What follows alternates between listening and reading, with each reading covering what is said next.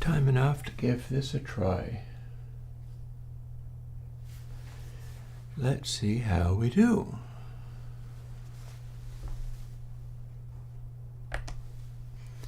Hi, I am Chris from Airwindows, and we're doing another coding stream.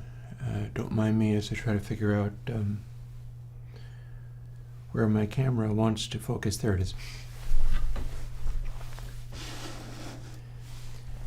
And I'll also be here to answer questions while also coding at the same time. And yeah, and I'm also doing some laundry, and I didn't have time to make coffee, so I might want to make another one of those, or I might have had enough already. And I guess it's just time to wing it and see what happens. I got to move my controls and things around a little bit here because I have a chat window that's a little hard to see, and I can pop it out and put it in a place where I can see it a little bit more easily.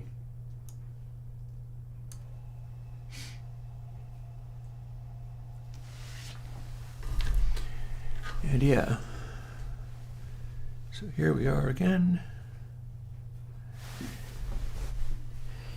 And yeah, my idea today is that I wanted to maybe put a little work into the reverbs, which is what it says on the stream notes, as it were.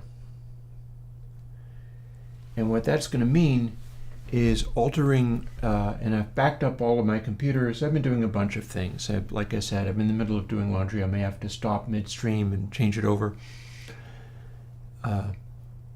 But the reverbs haven't been moving as fast as they might.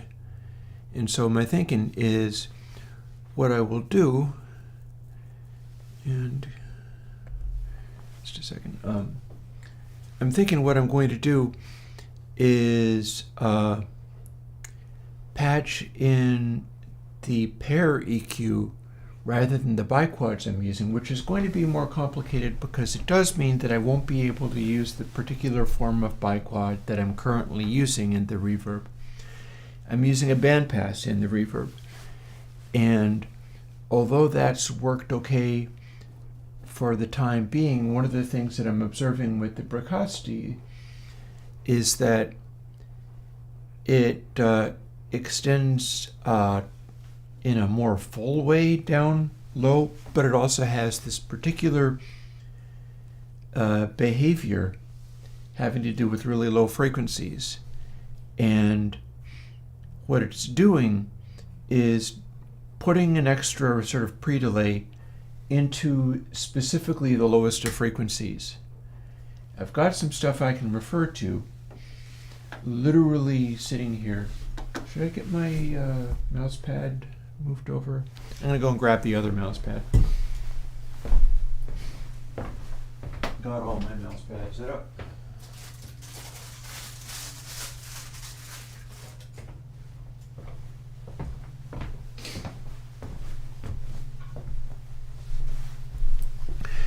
I don't know whether to jump on to making lots more coffee or just cutting myself a break and not pushing the coffee so hard today. Everything is learning experience, and so is this. One of the learning experiences is how to do this kind of work at full efficiency while remaining well and healthy. And that's an interesting challenge. For the time being,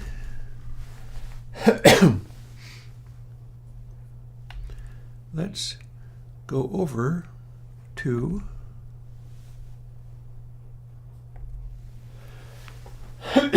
excuse me. Let's go over to here and make my background blinking lights blink, because that's always just fun. But this coming Thursday is going to be interesting too, because I'm not going to be put off by last week. I'm going to try to do another music stream this Thursday. But it might not be quite the same because I'm going to try to make some choices around that will not lead me in the same direction. Because what I was doing was trying to take electronic stuff and force it into a really elaborate time signature. And I was disappointed with my kick drum. I was disappointed with not adequately hang on. We don't need this to be open. That can be closed right now. By the way, chat is open. I will see it, or at least I'll see it eventually. So if anybody does show up with questions rather than just listening to me sort of ramble while doing a bit of coding, shoot. And we'll see. I'm also in the process of dealing with the changes in internet, where I have this rather limited internet. Yep, bliss or ordeal. Well, by all means, I'm happy that you were able to catch me live, and I'm going to do some more of that work today. Or at least I'm going to put some effort into it and get started on it, because I'm not sure how effective this is going to be. We are going to start with what's called verb tests and port over what we've got in the pair. That's actually a different one than what I put out. What I put out is pair. That is a one where I'm extending it for the purposes of doing the new versions of console. But yeah, we've got this. You can also see another plugin sitting here, and quite finished with the slew making, but that one hasn't even been really started yet, so that's going to be another time. And if I build what I have in verb tests, it does build. So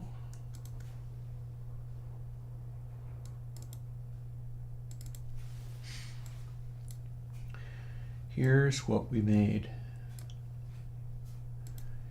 We made a new version of this thing that is called verb tests.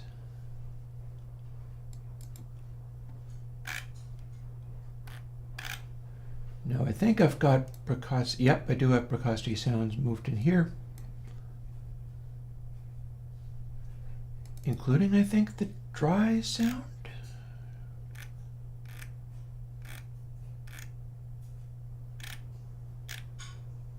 I do have the dry sound. Okay, so here's how this is going to work. I've got this noise. I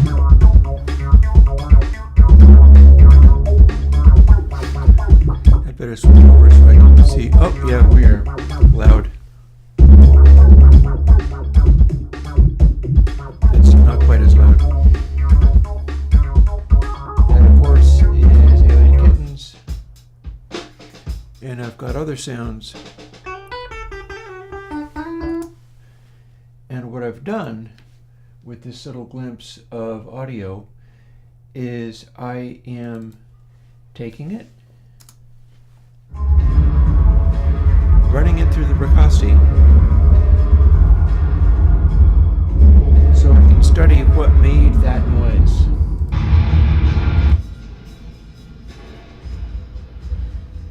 This being a real live precocity capture. And the idea is to, let's see, do we still have the other one open there? Probably not. I can close this. It's possible that this next music stream, or indeed today, is going to be just a sort of derpy, not really being able to do things very effectively day. People seem to be reacting as if the slew work was extremely pedal to the metal and effective, and that is all well and good. Let's see, recent effects. It was not a recent effect though. So it's going to be under Airwindows, and I believe I have that called verb tests. Yes, I do. So this is the one that I just made.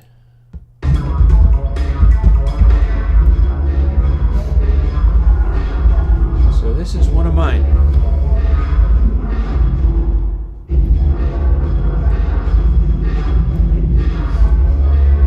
We've got stuff here like band A and band D. We've got a thing called N10K LP stages. If you take all of these things out, you have a very bright, fake sounding, fake reverb.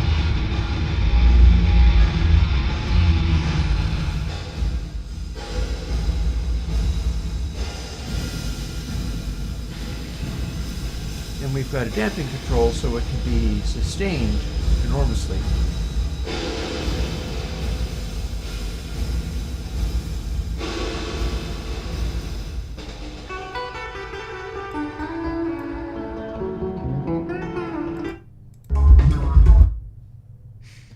And we've just got this stuff, all this different stuff to play with.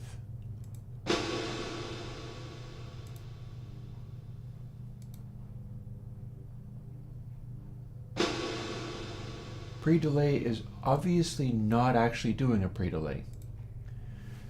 So what I'm going to be doing is redesigning this to better simulate what I can get out of the Brocasti, because the stuff we're hearing now is not Brocasti. What we're hearing now is Airwindows verb tests through speakers.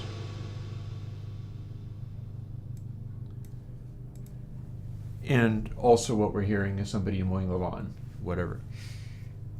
It's just not a high intensity live stream that you would call it. You know, one of the things I'm thinking about doing is depending upon, I could just go purely like, hi, this is Chris, and I'm going to put the screen that I'm reading chat on over here so it looks like I'm looking at the camera and literally answer questions for an hour or two. That is something that I could end up doing because I'm thinking about switching over more heavily to when, assuming I successfully am able to make the transition and get over to like a seriously, oh, also hang on a second. I'm still trying to do my laundry and figure out whether it's working or not. It's working. Okay. Don't mind me, I'm just checking something. But assuming I'm able to make the transition and do a higher quality internet, what I might consider doing is, rather than trying to lean on doing live streams, whether that be on Monday coding while also talking to people anytime anybody wants to jump into the chat and ask me questions and such, or the Thursday ones, which I've been doing all July, and those are no chat access. In fact, I can't even see that there's anybody out there or not, and that's somewhat helpful with regard to trying to do that and making a piece of music in such a way that you can kind of watch what that process acts like. And that might be cool in its own way. It's better when it comes out with something that's actually good, although I do wonder whether it's like the watching the making of product process is still kind of hard garbage. But what I might try doing is just shooting a lot of stuff like, here's how you do a guitar sound, here's how you set this thing up in this way, here's what you do for this or that or the other, and then put out many little videos with many little higher production value 4K videos, because I've been working on streamlining that process, and I've got some fun things for doing it, like I have this thing sitting here this entire time that I haven't actually used. This is a green screen thingy that I could set up on the back of the chair that I'm sitting in. And with the current camera that is on, like this one and not so much this one. Oh, that one's showing all of my ceiling and it's all tilted and stuff. I'll fix it later. But on this camera, if I set up this green screen thing on the back of the chair, I would be able to do my little nice 4K footage and then edit in other stuff behind me and have it actually look good. And up to and including another trick here. This is, we're getting into the, here's how you do this or that. This is how you would do really good green screen.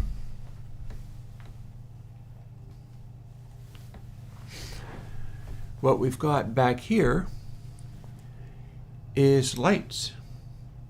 And those are actually color changing lights.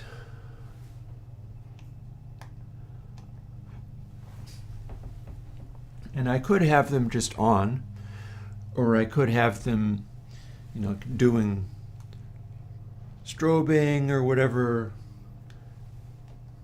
I'm not really using them for the streams, but if I have those lights, and then I set up this green screen, which sits on the chair, on the back of the chair, and the chair that I'm sitting in,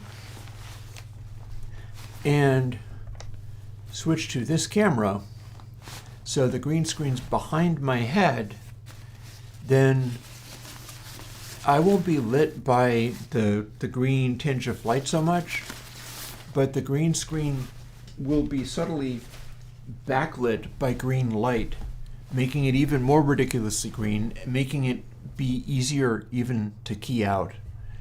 And the front lights can be like the ring light there, and then I've got this other one over there, and I'm not using that for, it's a bit much for entire long live streams of coding things, such as what I'm going to be doing here. But yeah, this is the sort of thing that you can do, and I have not yet tried out that part of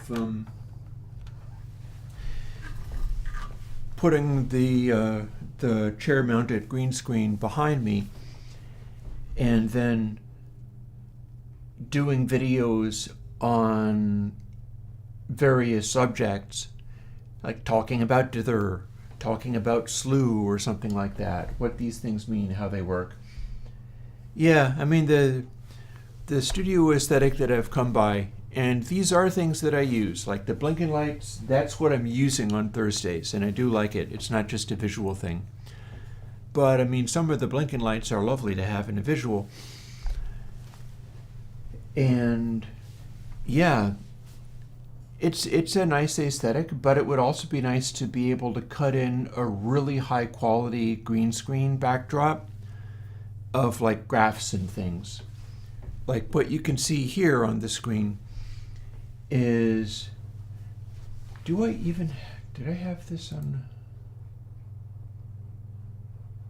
No, I don't think I do. I had a thing at one point where I was able to make a meter plugin. The same guy that has done and has recently debugged the problem I recently had, the rack plugin, set me up with a way of trying to start using the Juice GUI framework, the graphics framework Juice. And I got it half working, and it wouldn't produce everything that I wanted and was incredibly bulky. It was not ready for prime time. I couldn't make this thing work. Other people are able to make it work, I'm not. But I got it to work enough that I was able to make a meter. And I think people have even seen this occasionally, but it would have been quite a while ago. And then I kind of abandoned the meter because I just couldn't get it working in such a way that it was actually good.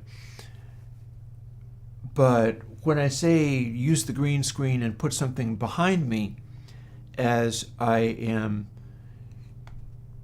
making videos on various subjects, that's kind of what I mean.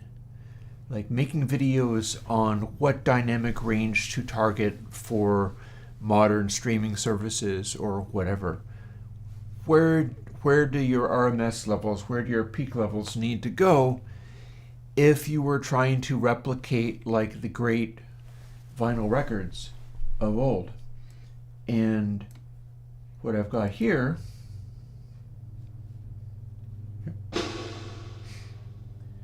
is just verb tests on a antique computer.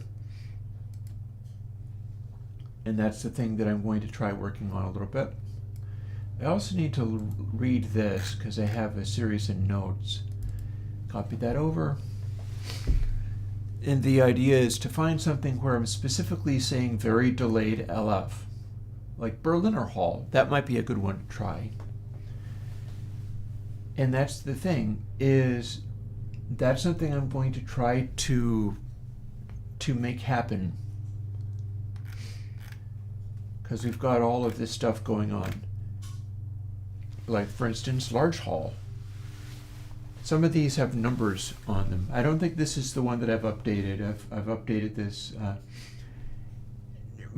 Minecraft Pixel Games. Yeah, I have every intention of hanging on with the lack of GUI on the vast majority of plugins, but that means I can't make meters.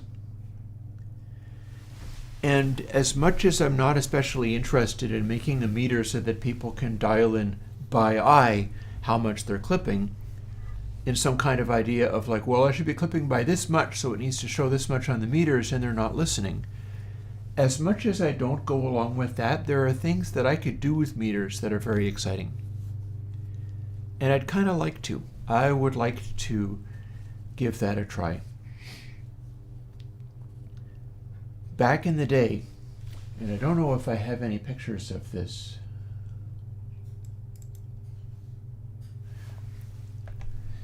I can go and have a quick look, is what I could do. Switching back to the camera, just in case I go into some folders or something. And nope, this machine is totally blank, other than audio tools. So that's fine then. I have pictures of the old Mastering Tools plugins. The Mastering Tools plugins had things like meters where you could, you know how I've got slew and golden slew and platinum slew? I've made slew meters. I've made slew meters that scrolled and showed a continuing scroll of what the slew was doing over time. I've made slew meters where you could watch the meter and put on something like a classic record and watch the range of slews that it put out in such a way that it showed you what the optimal degrees of slewing were. You know, I've literally done that many years ago, and since I don't do GUIs at this time, I can't do that now until I sort out the juice thing, sort out the ability to start putting out plugins that have a graphics support of some kind. And those would be incompatible with these older machines, possibly with the exception that you could probably go back to like OS 10.9. I think Juice goes back to OS 10.9. And I approve of that, by the way.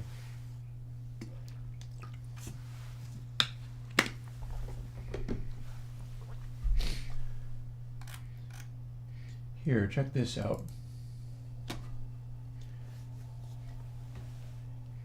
Rich Plate says very delayed VLF that's also quite short. What does that mean to the sound?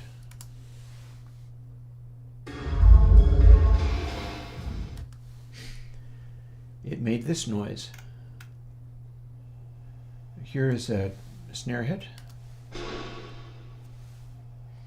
But if you have bass, listen to how slow the lows come in when I hit this. boom. Whereas if we have a, I am not sure if I've got a good example here.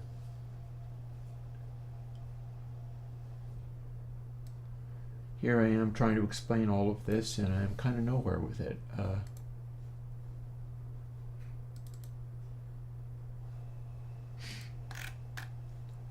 Yeah, so we got dry here. Oh, it's getting stuck. I wonder if this computer is about to crash. Am I asking too much? We got our little beach ball of love. Oh, are we breaking because it hasn't finished loading the file? Is that it? It's breaking because it hasn't finished loading the file. Let's try that again. Not bothering reporting the problem to Apple because Apple doesn't support Snow Leopard anymore. Let's try that again.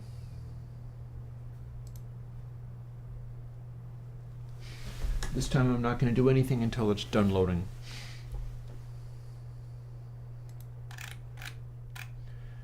So if you sort of vaguely remember what it did before,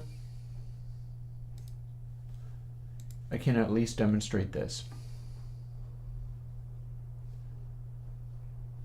Let's do it with one of the existing effects.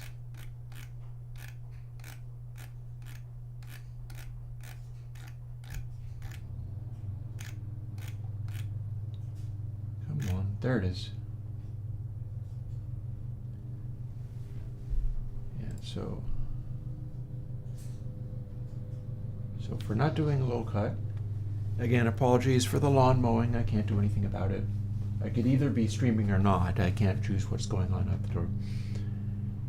And let's see. Slightly less of that. No low cut. And if we do this,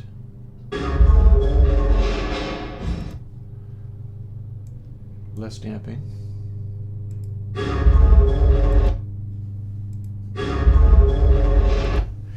And you can kind of hear how the subs kick in there.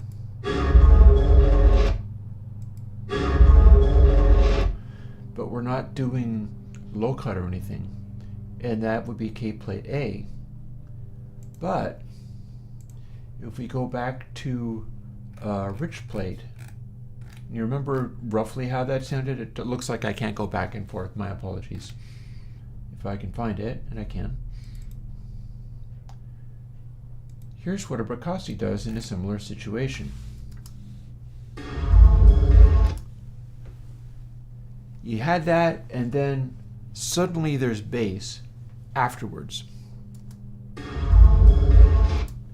That's a severely delayed bass. That basically means we can split the sound and have some of it going into the reverb, and then rather than simply cutting all of the bass, there's a separate pre-delay in there for just the bass only.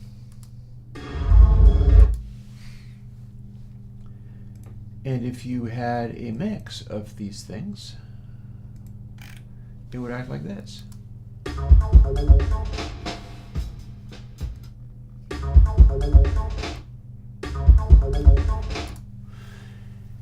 And just the way that it interacts is a lot differently from what I've got going on at the moment. So,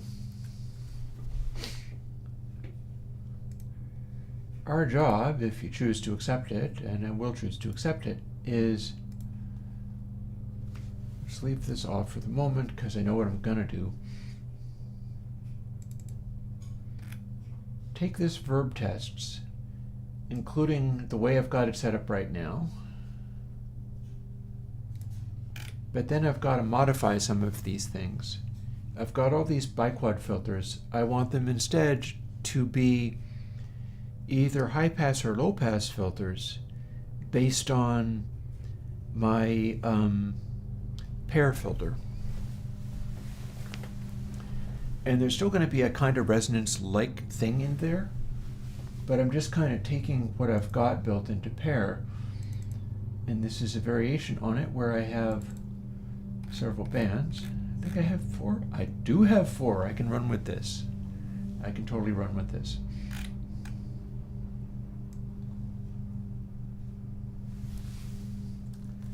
And we'll just grab that.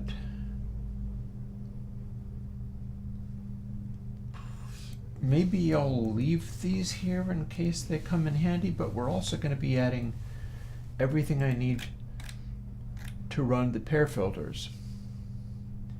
And then for this verb test, it's just got everything already defined in there. I'll have to turn on the cooling fan for the laptop probably. But if I can successfully cut out and stick in the pieces that this requires,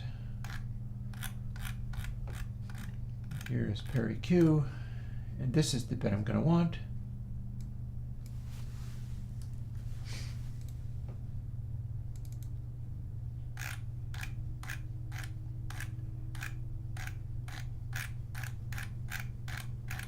Got to go up here for this.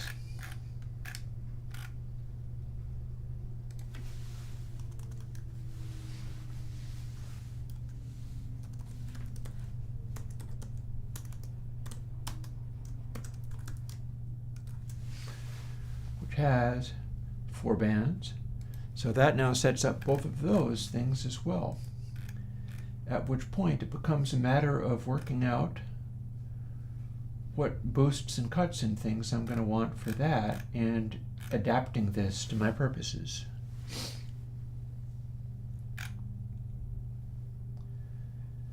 Because here is our weird how it's defining a variable inside this. I guess that works. I guess it must work.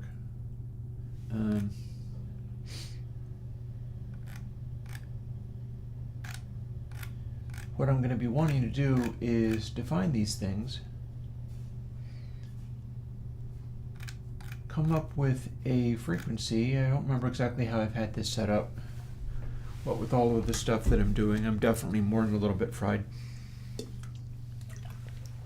I will get there if I can, and it is a possibility that I should go and make a cup of coffee. It's 11:40. Maybe that might be a good idea. I don't know whether it's a good idea or not. Aaron, do you not remember that I have glitch shifter and a variety of other things like that? It's possible that you don't remember that I have multiple pitch shifters already. They're usually not called pitch shifter.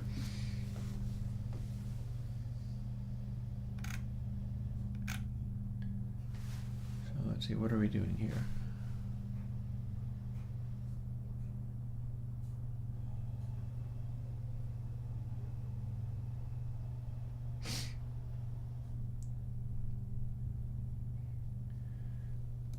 That's fairly simple anyhow. So the trick here is that these are controls for boosting or cutting the filtering that pair EQ does, but I'm not going to be doing any of that. I'm going to be using it as a cutoff. So what I need to do is use the frequency setting and whatever I've got in the way of steepness. Excuse me.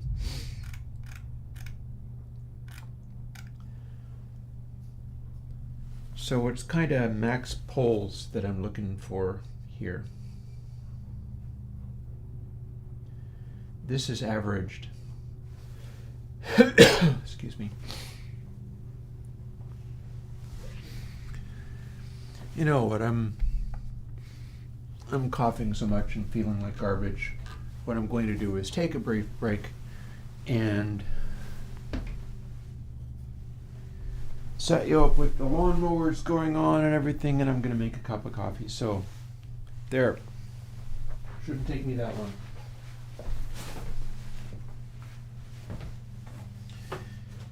And put the green screen back and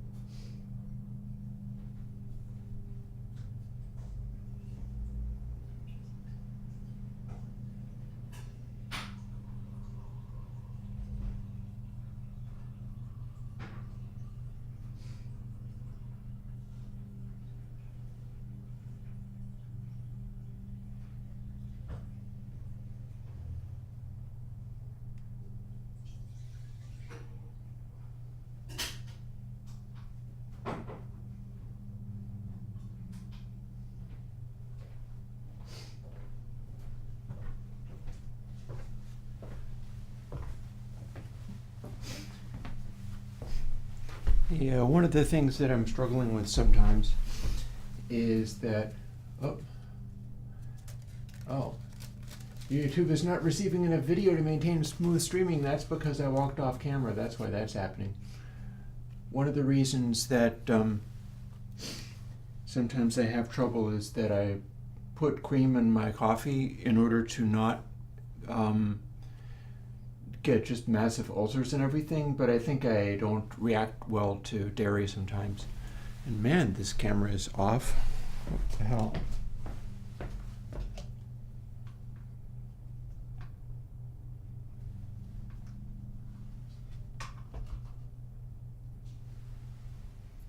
That camera can straighten right out. I wonder whether it's going to straighten its act out or not. Because what I'm seeing, I am not seeing the stream working at the moment.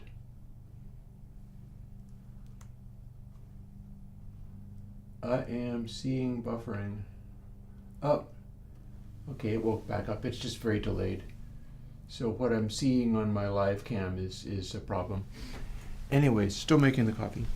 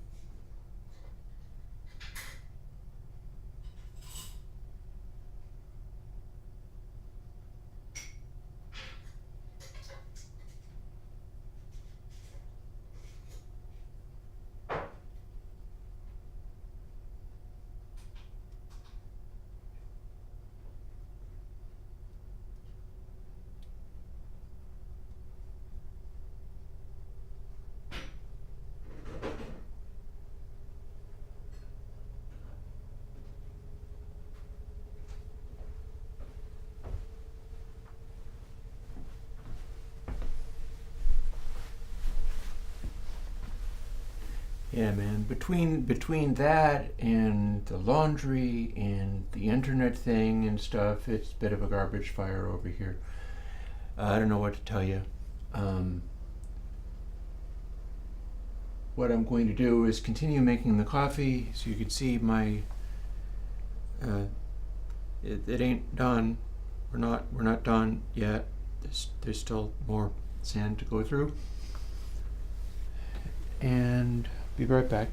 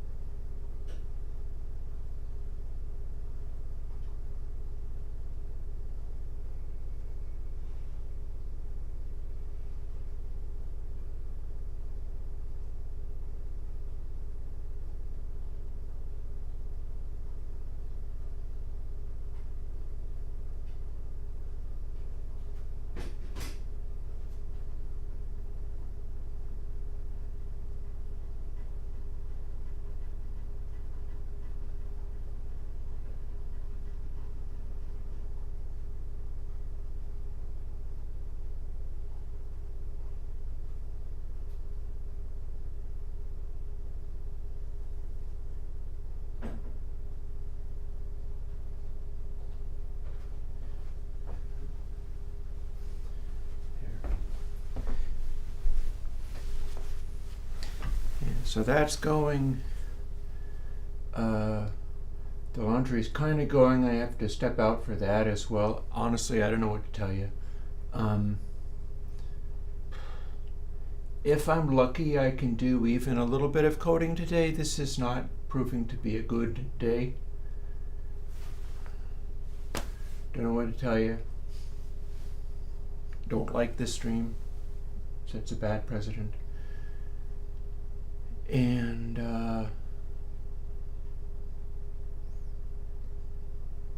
yeah, I may possibly get pair EQ added to verb tests. If I successfully get pair EQ added to verb tests and test it and have it actually work, I'm going to count that as a big victory for today, because today is not going to be a good day for me. And I'll see you in a bit. Gonna run off camera again.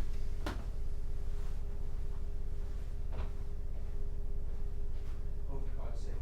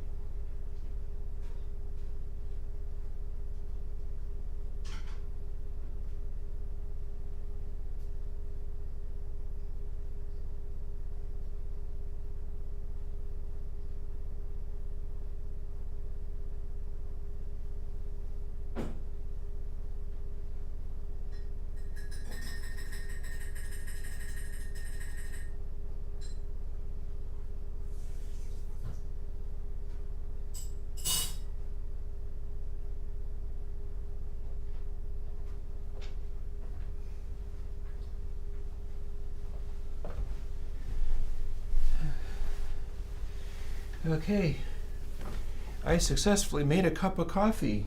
That might be my biggest victory for the day. I successfully made a cup of coffee. Whilst also having another laundry-related accident, namely that a bunch of my laundry dumped onto a filthy grit and sawdust covered floor, but it was like pre-laundry doing pile of laundry, so there's that anyhow. And I wonder if I can make this thing become current. Just a moment. Oh. Okay, yeah, I was able to scoot forwards. That's probably the right thing to do. Yeah, so laundry related incident. My laundry went horribly wrong, and it will probably still be okay once I actually wash it and stuff. And I was successfully able to make a cup of coffee. And some days that is a big victory. The two of you who are left watching after this giant train wreck of a pile of mess. I don't know whether to code or to have a long conversation with Chad about depression, what you do when everything is terrible. Maybe a little of both. One thing that I can do is figure out some of this stuff. For instance, these things.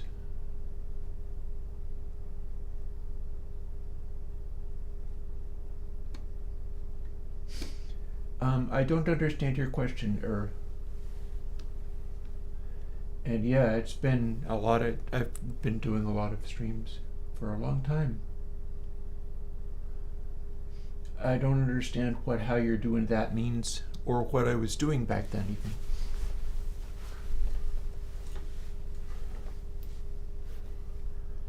Let's see, so I have 5, 6, 7, and 8.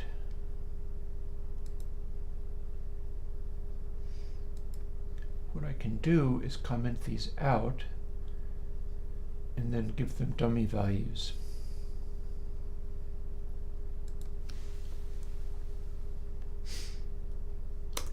And I'll try doing that now. Switch over to seeing what this is. I can kind of see chat, and I can probably dive into this again for at least a little while longer, especially if I drink more of my coffee, before having to go and deal with laundry because I can't just let it rot in the washer. Strange choices I'm making, admittedly, but that's what today is like. It'll be much nicer if I'm able to go over to just making produced videos and uploading those rather than trying to perform live at a time that I said I was going to be showing up. I'm not sure why I bother. I'm honestly not sure why I bother.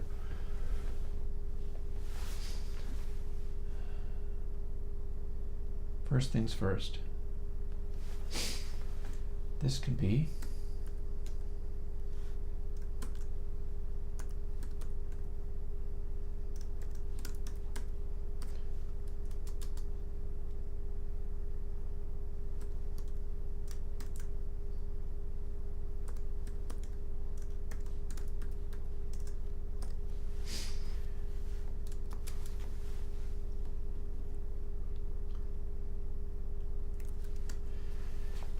random value that I know will not break. And similarly, I can just copy that over for the next one. Because it's not real information, it doesn't have to be good.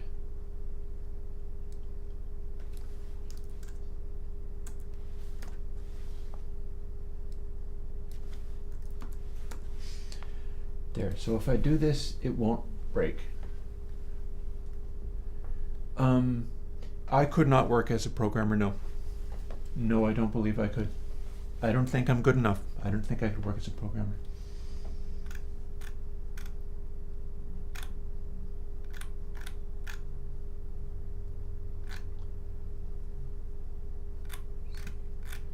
So fix will exist, but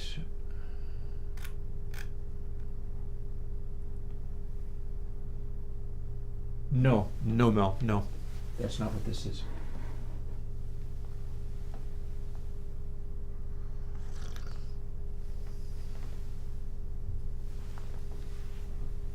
One of the things I was thinking about was how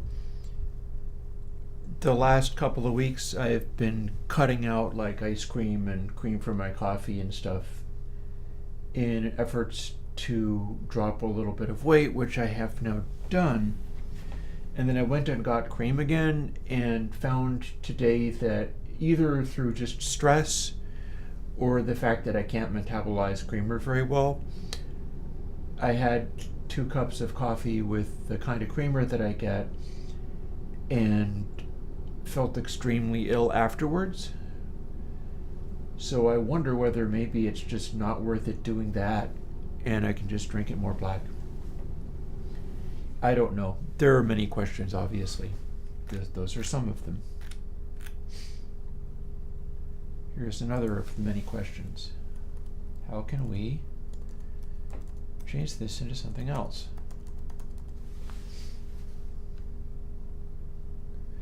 Yeah, I wonder whether maybe it's milk that throws me. Because anything that is a little bit heavier, for instance, I can eat sour cream and not have a problem with it. But maybe it has to do with milk and me not adapting to that very well. I honestly don't know. That's probably one of the things that's getting me down today. Anywho, I need information on this.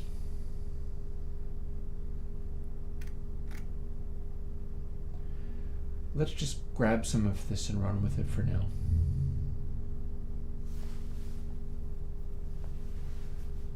Some of this, So I'm asking big questions about some of this stuff. I can have this up and running, but getting this to work might be more of a problem. And I've got 4 controls that I can run with. And I don't know quite where I'm going to be using them all. So I'm confused. That's okay. There's only like 3 people. Anybody who wants to leave, please do. Fewer people to watch me disgracing myself as I continue to try to do the Airwindows thing and I'm not up to speed with it. Yeah, I wonder whether I get the same thing there, Mel. So yeah, as far as disgracing myself, let's see. There are a variety of things that I can do with this, and this is my code.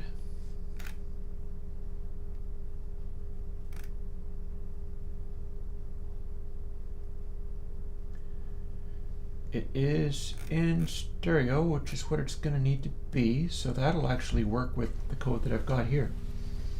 That's good. I like that. I've implemented this as a stereo plug, and that is good. That's what it needs to be.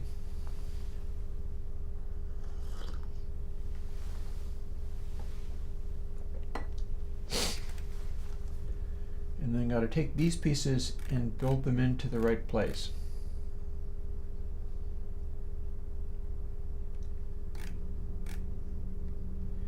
And then this is part of pair EQ.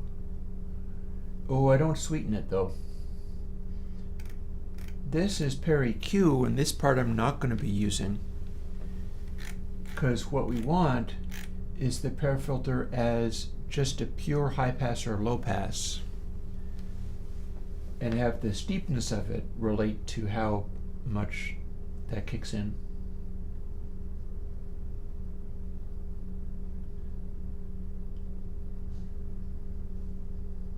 So here's something that I might try doing. Ooh, looks like we have all kinds of stuff over here. All passes. We're not necessarily using all passes. I think I used them on the Cape plates. Song manipulator, one thing I do like doing is eating almonds. I've got a bunch of those actually right nearby. There is Blue Diamond makes a cocoa flavored almond that I quite like. It's not especially sweet, it's not a chocolate coated, but it's like a sort of dark chocolate dusting on the surface of the almond.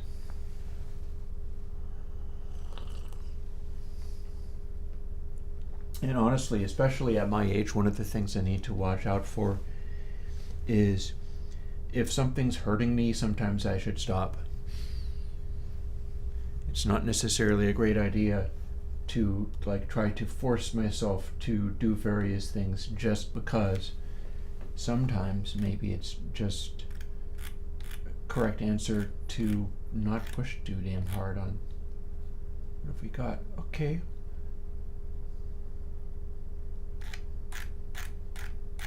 Fix is the same as, yes, that's where I'm getting these values. And they are distributed among, yep, see, we've got a biquad tucked in there. Mulch, on the other hand, is averaging, which is legit. That's fine. That's how it's meant to be. It's another thing built in. And then it looks like I've got another biquad tucked in here. That would be B.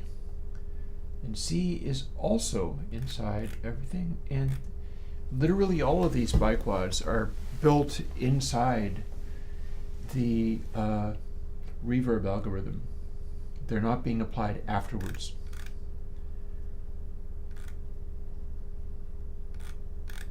And then we've got the feedback, which is stereo flips. And then we're not really doing anything else other than we've got curve in there as a compression.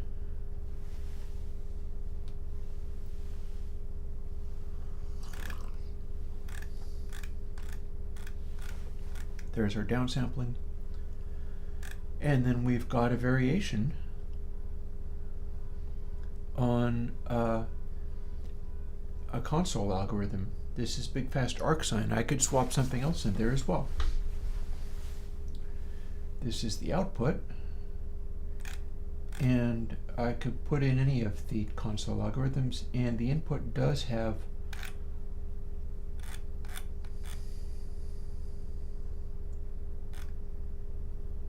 a overdrive, and that is the big fast sine. This is, I believe, this is console 0. I've got console 0 built into this stuff at the moment.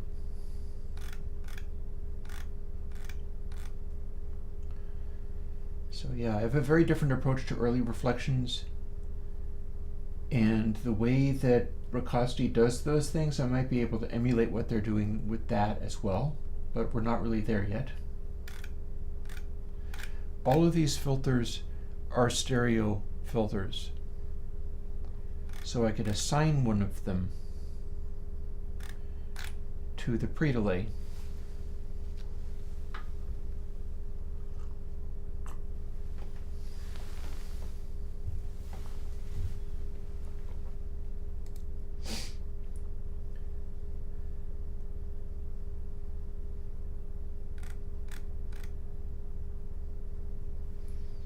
Meanwhile, my laundry is busy going. I think that's one of the things that is distracting me, sadly.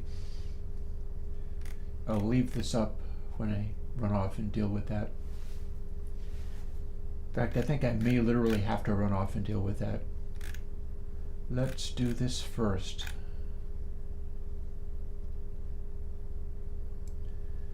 We're not going to be using a lot of this, I bet, but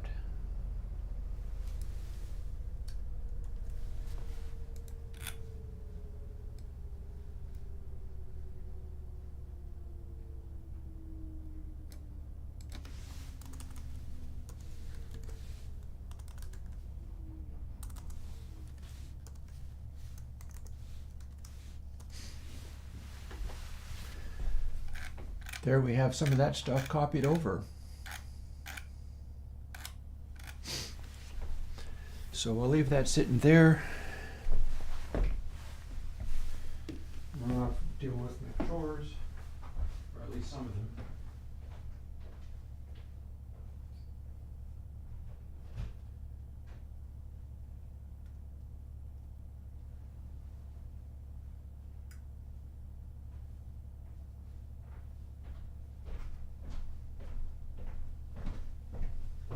With a bit of luck, this won't take terribly long.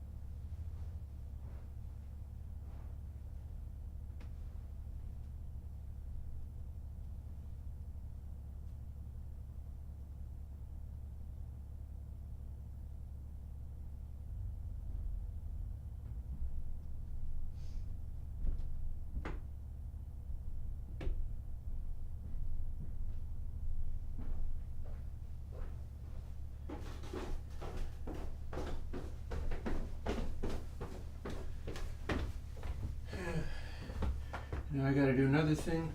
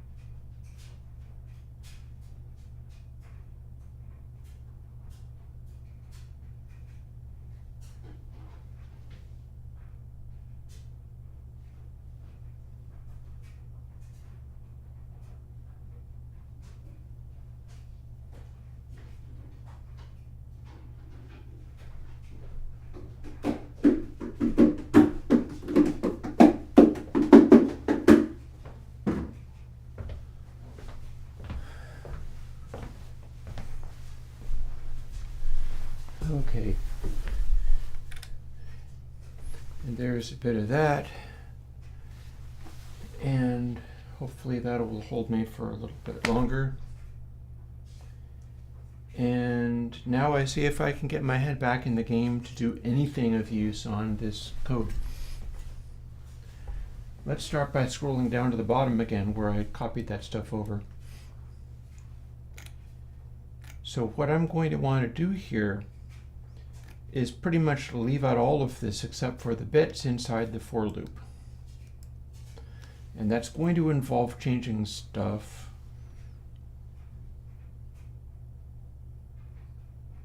Or maybe I just need to take this part out.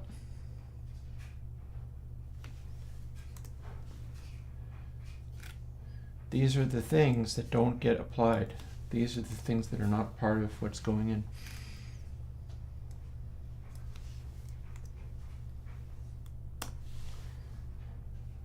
Swear to God, I'm gonna have to learn how to not do this.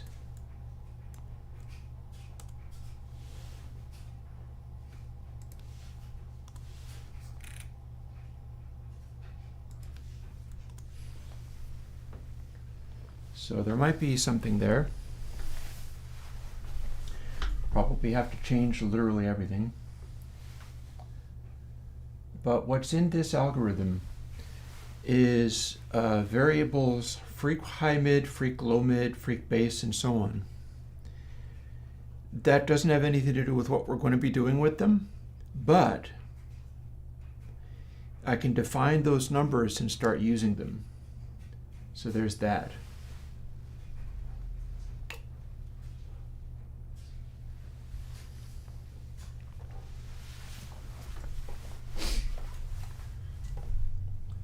So we're going to go from there and find out how to do that. I think they live here. Some of this isn't going to get used, some of it is. Actually, a bunch of it isn't. Don't care, going to do the best I can. So with that, I'll just close that. Having taken what I needed and put it here.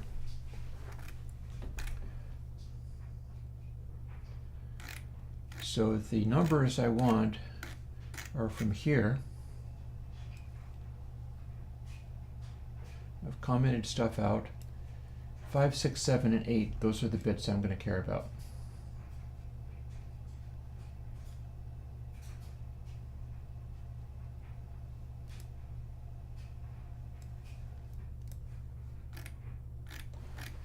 So let's make this make some kind of sense. Let's call this 5.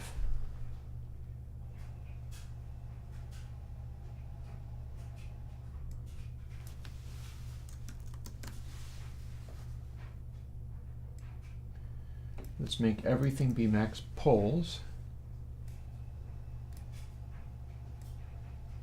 Move that down under here. We're not going to worry about any of this cycle end stuff because that was from pair.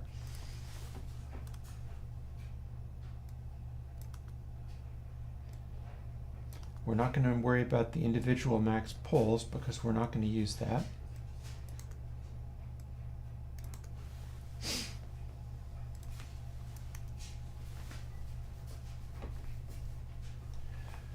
These are stereo filters, so we don't have to have doubling them up.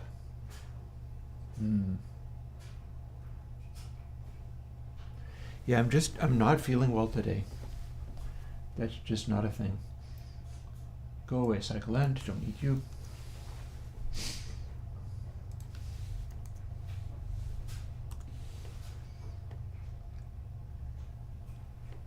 And let's see.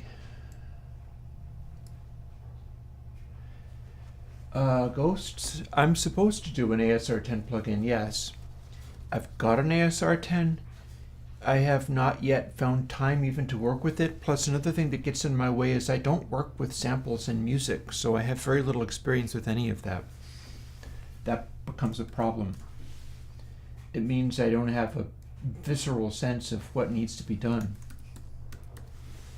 So I will really have to work with an ASR10 before I can even do anything with it. That is not something that has happened yet.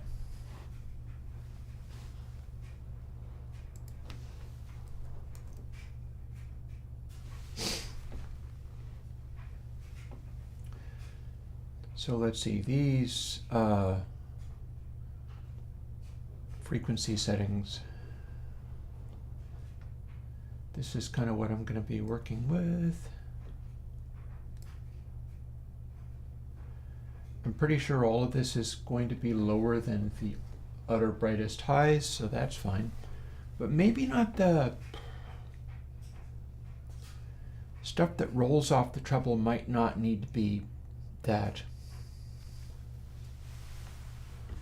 I know my low frequency stuff needs to be that.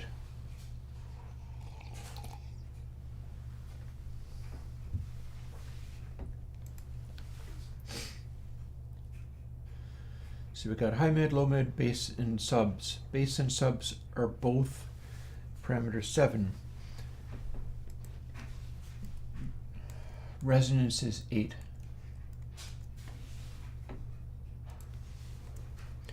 If I define all these, they all become usable as what they are. And I can build in the code bit by bit as I go, replacing it as needed. Or hey, we could use, let's do it like this.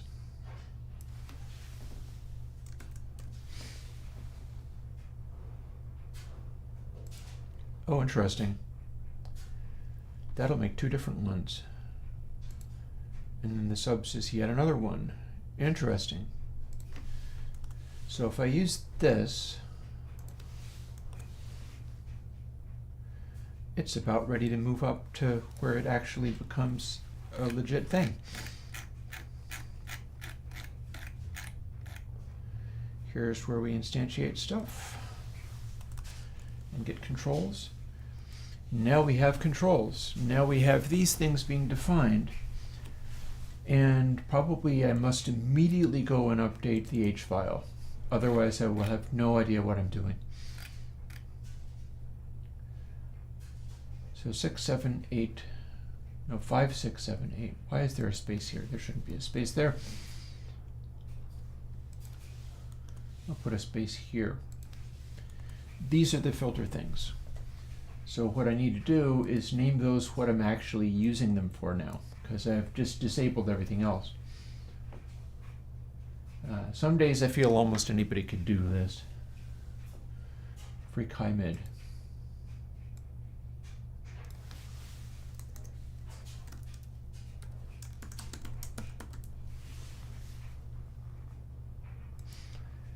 Freak low mid.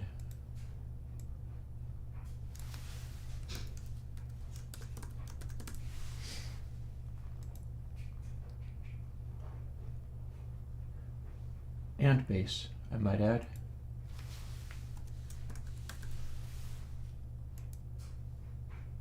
Freak subs, could be 7.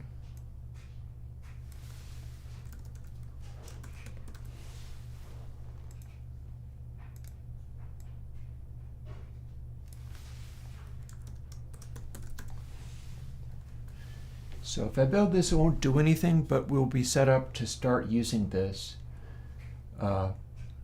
And I'm honestly, as heavy going as this is, I'm kind of looking forward to hearing what this does and if it does anything.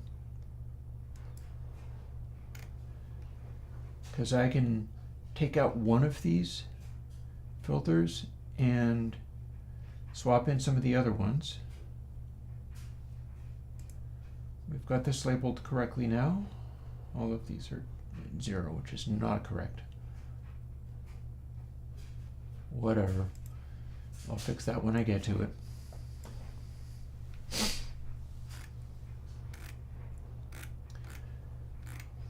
And we got subs for dividing it into the pre-delayed and the non-pre-delayed part.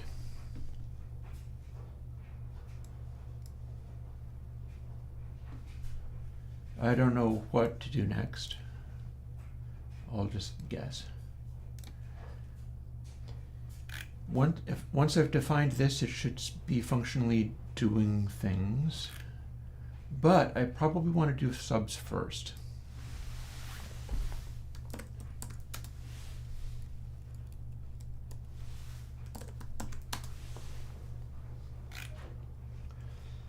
So we'll move the declaration of this over, knowing that I'm going to hit the subs one before I hit any other. And all of these need to be degraded to just max poles. There's no longer separate versions for everything. At least at the moment.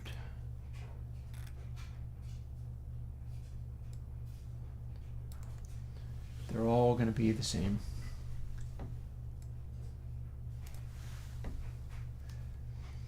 And I'll copy that. And settle down, Iru. It's kind of what I'll be doing, but not exactly.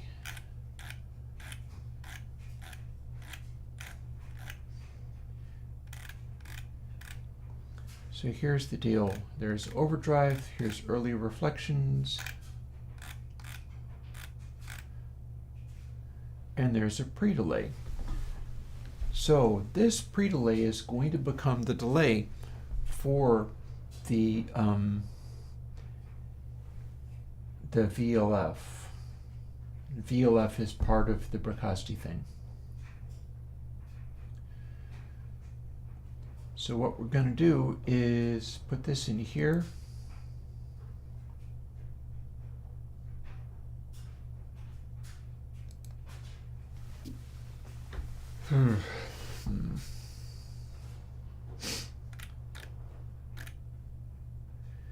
Early reflection pre-delay here is not actually affecting the early reflections, interestingly. Maybe that needs to be moved as well. Let's start by jumping in here.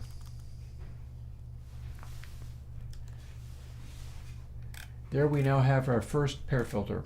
This is the subs filter.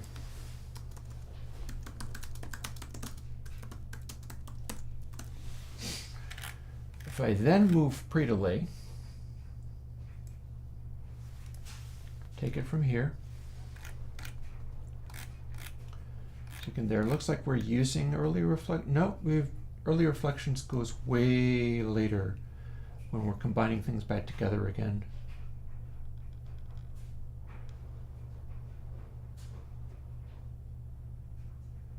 Look, here's all our stuff. And then when we're done, there's early reflections and early volume. That must have been what another controller was relabeled to. Unless it has been deleted. Early volume. Where does it say early volume? Up here. Pre-delay is made to be 0. It's only early volume that this now does. So it is actually an early delay control. That's worth remembering. So now we've got our subs filter. And we have the pre-delay, which was going to go to what has been filtered by this. That being what's currently in outsample R. So if I put this in,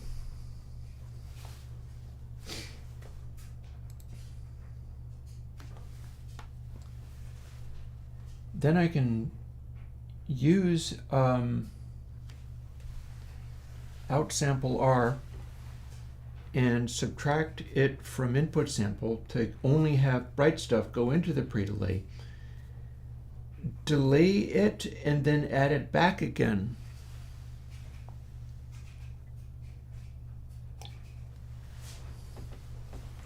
And then put a really exaggerated pre-delay on there so we can hear what it does, and then start to try to see if all of this does anything. And nothing else is being used at the moment. Although we will have a darker sound because we have biquads built in still and we're not doing anything to remove them. Everything else is kind of untouched. But we want to just get a frequency split happening in here. and then we want to put a substantial delay onto only the lows of this reverb and go from there. Also, the early reflections are going into input sample, so one thing we can do is run all of this stuff and only then add back the bass and go into the main reverb. So that's also a thing. We can have the early reflections not have any bass to them. That might be handy. I think that has something to do with how Bricasti is doing their thing. I don't think they have heavy bassy early reflections. So, one thing at a time. Here's our pre-delay, here's our subs filter.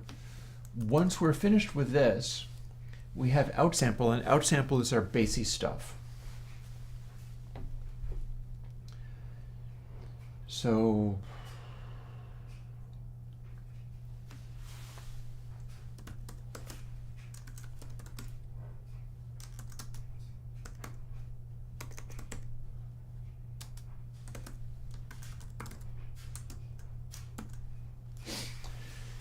if we do that in each channel, input sample is now just sort of brightness.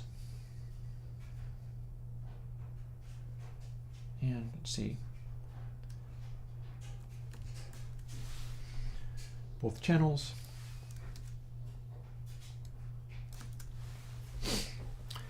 There, so we've made a bass filter, and then we have subtracted what we made from input sample. Now input sample is only highs, and output sample L and R. That's the bass.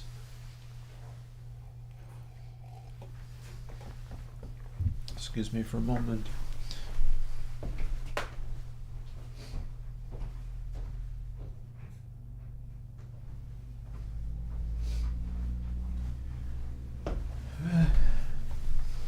Checking to see if my laundry's on fire or something. I look forward to there being days that aren't as bad as this. And this subtracts that, so now we only have high frequencies up here. Here's what we do with the other stuff. Let's make this pre-delay only affect lows. That's not how we do it. That's not how we do it. Never mind. I don't know what I was doing, but it didn't work. This is the simplest text manipulation stuff, and all of a sudden I can't even do that. Never mind. Here's how we do this.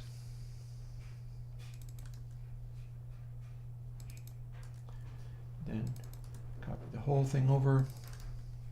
And you can't text edit, you know it's a bad day. Okay.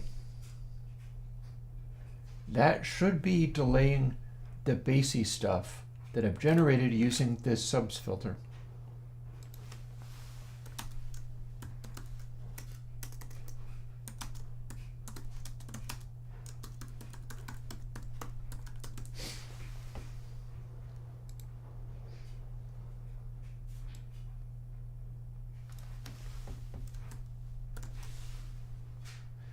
I might end up needing to make yet another.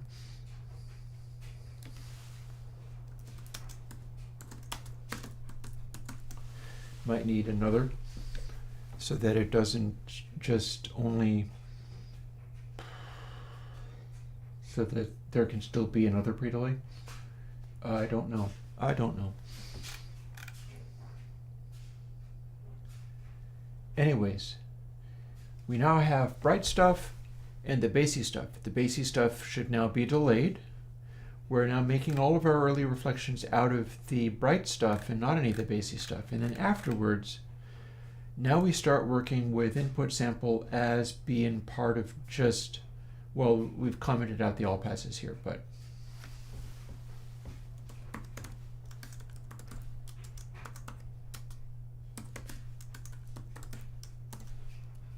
I forgot to type L.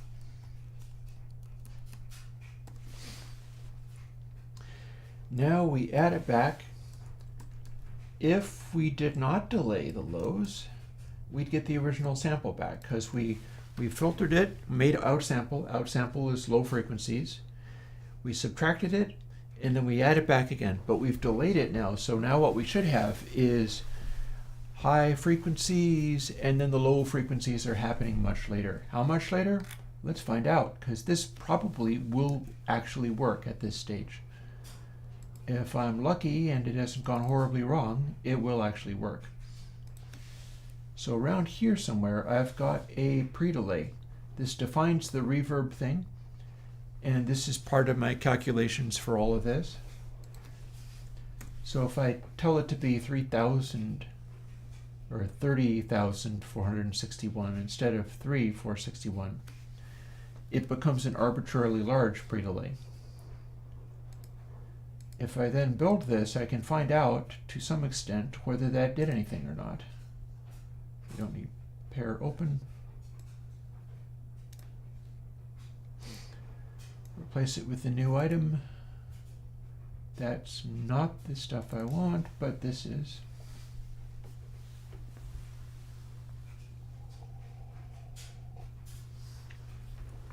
I let the whole file load because otherwise it gets unhappy with me. And we're going to apply a reverb to this and see if it does anything like what the Bricasti one did. Mind you, it might still be very different, but this is what we currently have.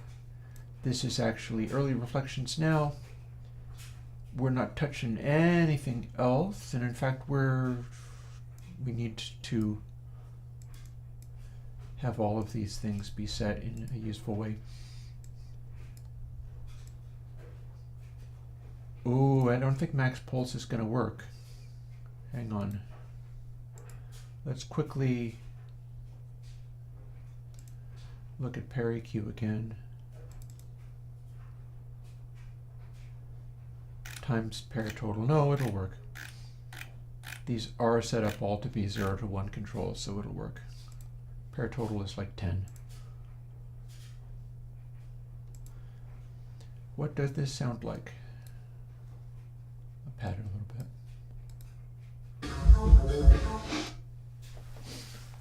Well, let's take away some of that damping.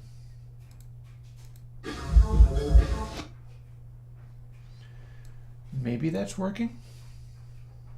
What happens if I have freq subs a lot higher and more poles?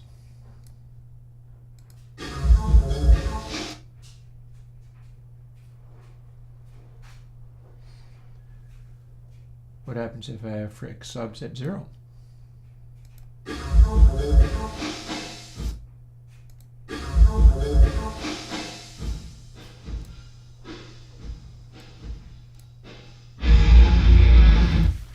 One thing about it, I have to turn the highs way down.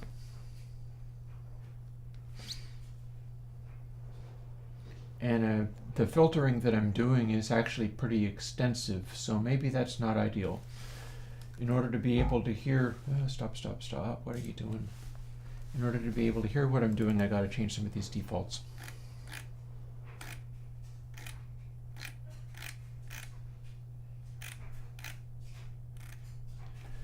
We're not using these yet. We are using this, and it is working. Reso needs to be way smaller.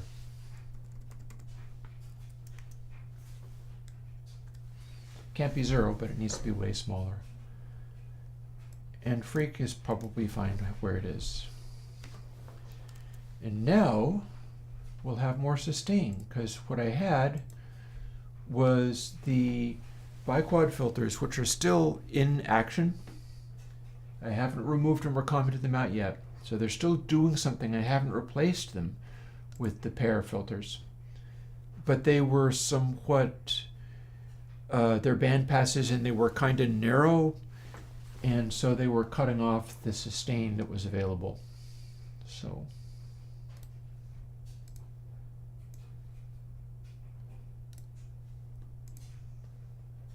back there.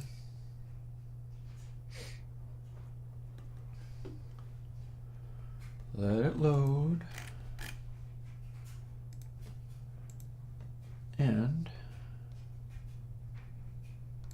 back to here.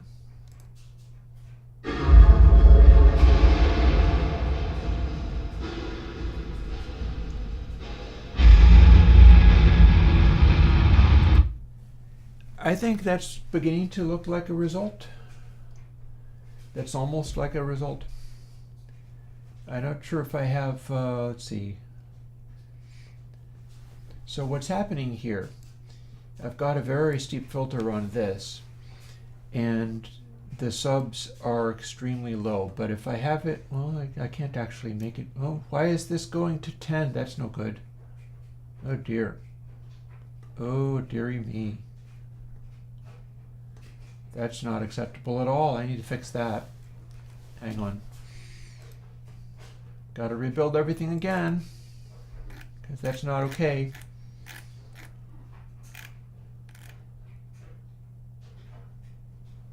Let's see. What was it? 5, 6, 7, and 8, was it? 5, 6, 7, and 8. Yep. Here's where AUs specify what 5, 6, 7, and 8 are. But you know what? Can't have them be this. This had to do with the biquad. No logarithmic. None of that stuff.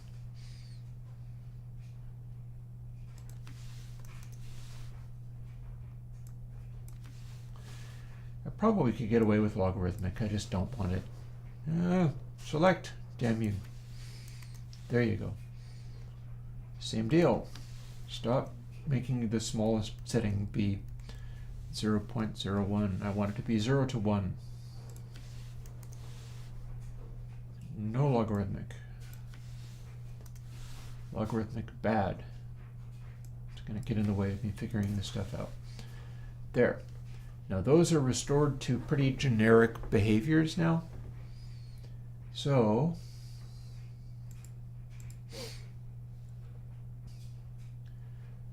we have successfully built the thing again. And now we're going to try again and see if we can get it to do what we want. And I bet I know why that was doing what it was doing.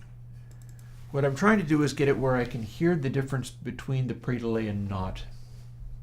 And I think I can. I think this is going to get me there. So, back to this. Verb tests. Full wet. It's darkened somewhat. Max pulls can be whatever, I guess. These doesn't really matter. If I have it at 0, it shouldn't do anything, and there will be no, here, this is actually now early reflections, so we don't need that. I don't know if this is even doing anything. What do we got? We've got a sound where it's very wet, it kicks in, and then there's a rumble. When does that rumble happen? Now if I change this, when it does happen.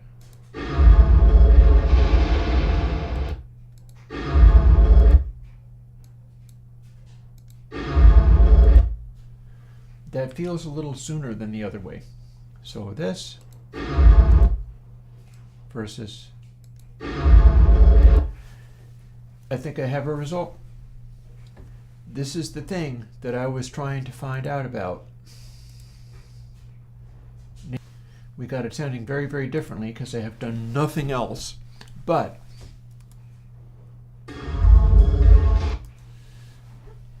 the way that that hits, and then the low frequencies come in later. Whoomp.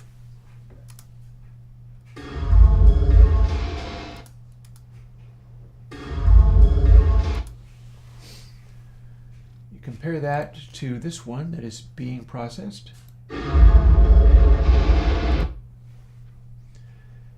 And then if we have freq subs at 0 and it's not doing the thing,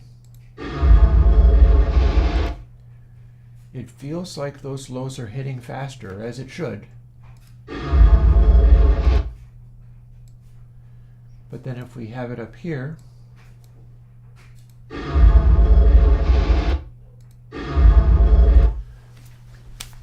What if we exaggerate it even more? Let's quit out of there. Let's make a silly long pre-delay.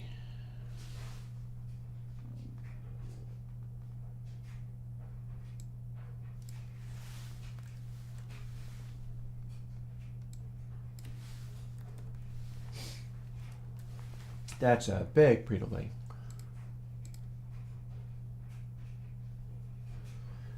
We'll be kind of designing that in to dial into the correct amount of delay on the lows. Might even make a way for us to dial it in with a control.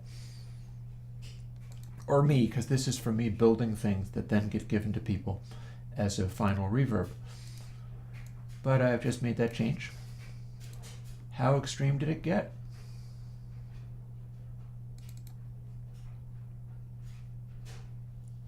Always assuming that it will continue to run. Maybe I just asked so much delay from it that the little old laptop falls down and dies. That would be sad. Let's not have that happen. Now what?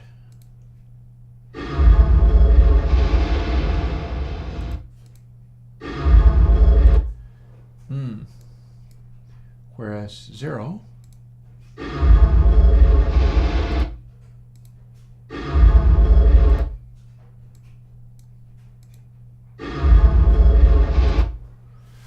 I think it's working. You know, one thing we can do, fake it.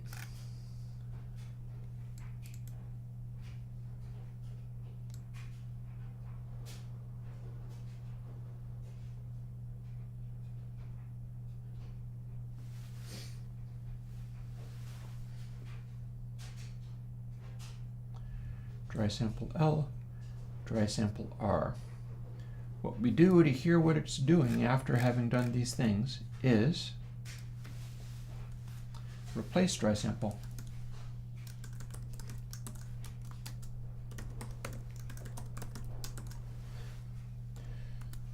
With what we started.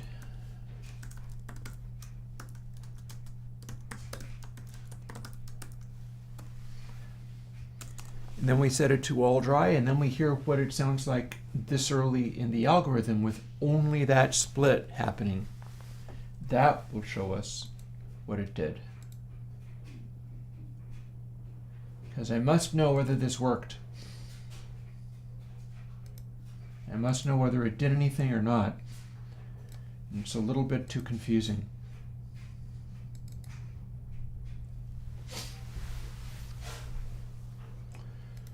Here we are again.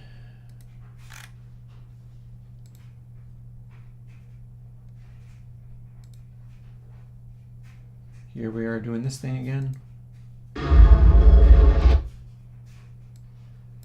Here's what it was.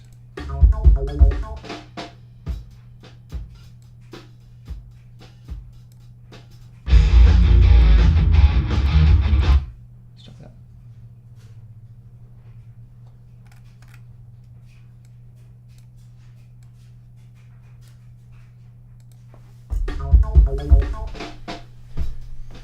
So what I need to do is make it so that when I adjust these things,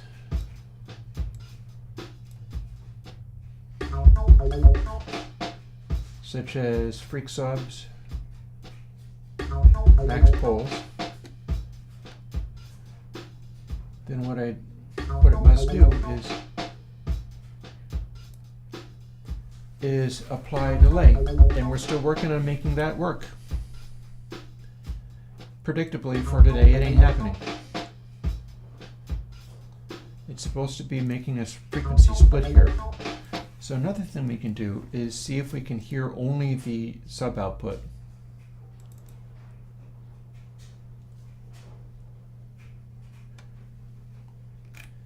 So that didn't work, although I was able to get it to sound like bypassing all of this.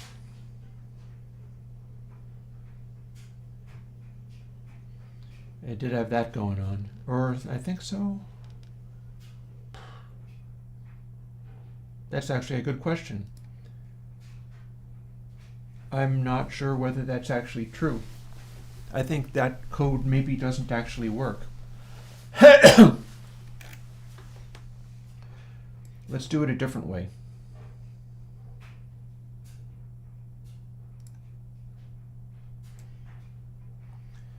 So we got that, and then we are trying to eradicate everything and replace it. Let's call it replace sample.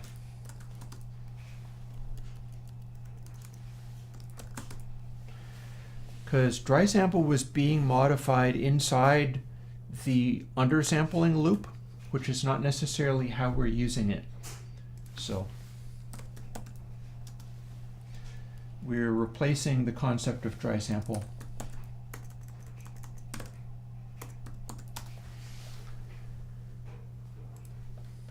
And this is now the combined stuff before we ever actually apply any of the reverb.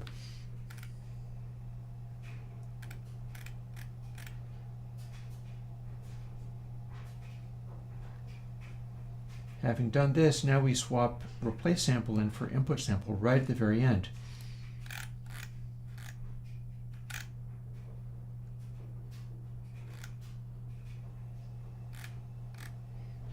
Right before here.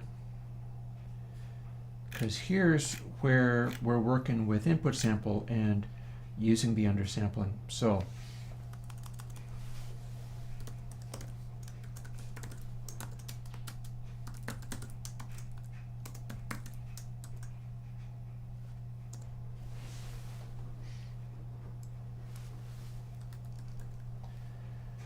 now we have a replacement dry sample, but it's one that lives inside the undersampling, whereas regular dry sample lives outside it.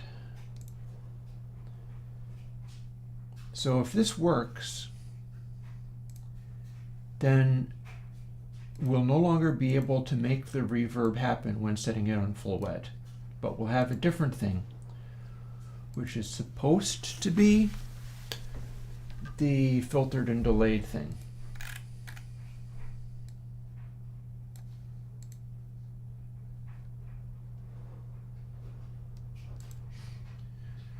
So full wet, and if this worked, we're not going to hear reverb, instead we'll hear something else. We're not hearing reverb, so that part worked. And this is dry. Now what we must do is make the filtering work, because that's not working. It's not applying a pair filter where it was supposed to.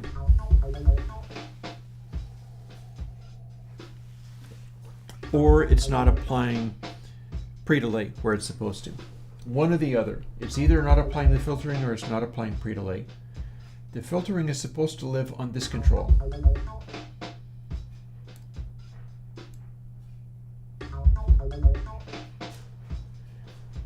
And if we set this up to where it's got poles to work with and the subs frequency is set to a number rather than 0, it's supposed to be making the lows split out. So another thing we could do, seeing as we're getting sweet F all, is find out whether the problem is in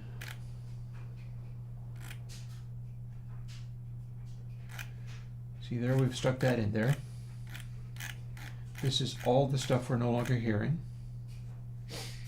This is where we took it. And so this is where we subtract. This is where we generate outsample from the input sample and turn it into subs, except for that might not be working.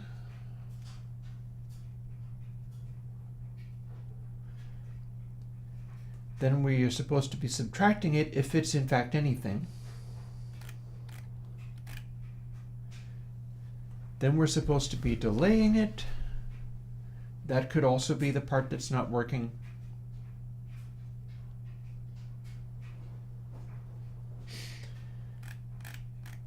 And then we're recombining it. So any of these could be completely failing. That said, outsample is supposed to be filtered. So if we switch this into being outsample, directly. We're supposed to be hearing a window into the pair filter. And this is supposed to be frequency rolled off. We should be able to make it go all the way down to silence by rolling it down to 0. And it should make a sound if it's not at 0.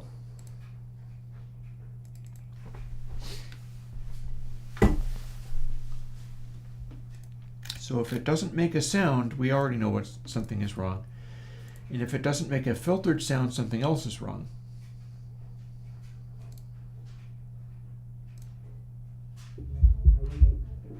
That's a filtered sound.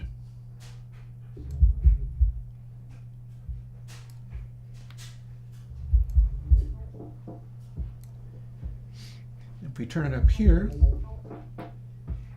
we can make it a lot brighter. That is, in fact, pair. If we set it low, it's really low frequency. So we kind of have to set it way high.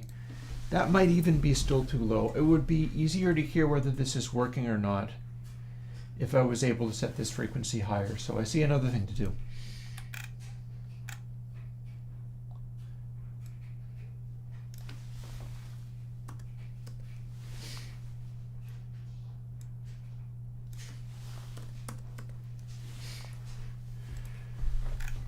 We now know that the output sample is actually a filter, and it does actually do something.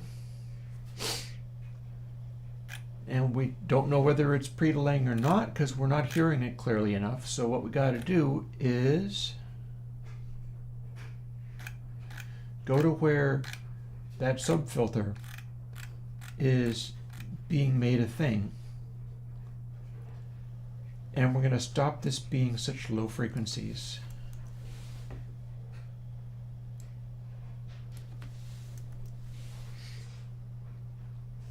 In fact, let's make it literally 0 to 1. That will let us set its frequency so high that everything will go into that. I want to hear whether this delay is working or not. Only then am I willing to go forwards and do other things. Because it's kind of important that there be a delay in there.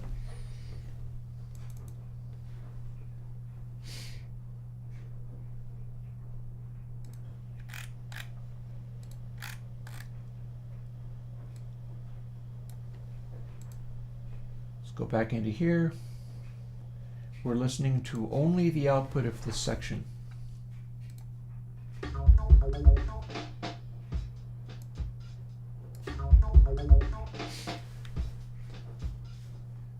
So freq subs should be working as a crossover or something. This has it set to nothing. And this has it set to everything. Are we getting a pre-delay?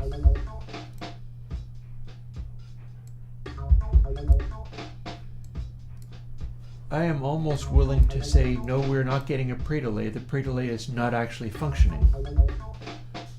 Is that because we have the pre-delay control set to apply the volume of the early reflections, and it's not actually doing a damn thing here? Let's find out. That'd be simple effects. What if we hear? It's going to live there. And that would be why. So early volume controls the volume of the early reflections. Edge pre-delay shouldn't be 0. That's why it's not giving me a delay, even when I crank it up, is it's being automatically set to nothing.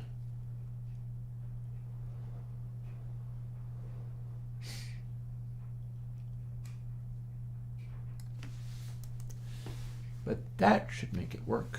And we're not really hearing early reflections anyway, so. Am I even using pre-delay as a, let's find out.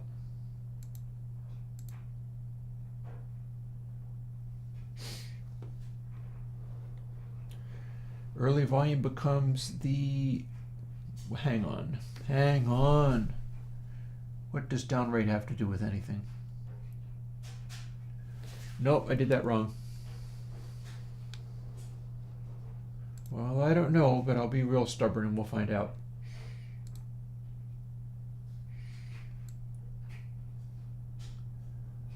What have I got elsewhere in here?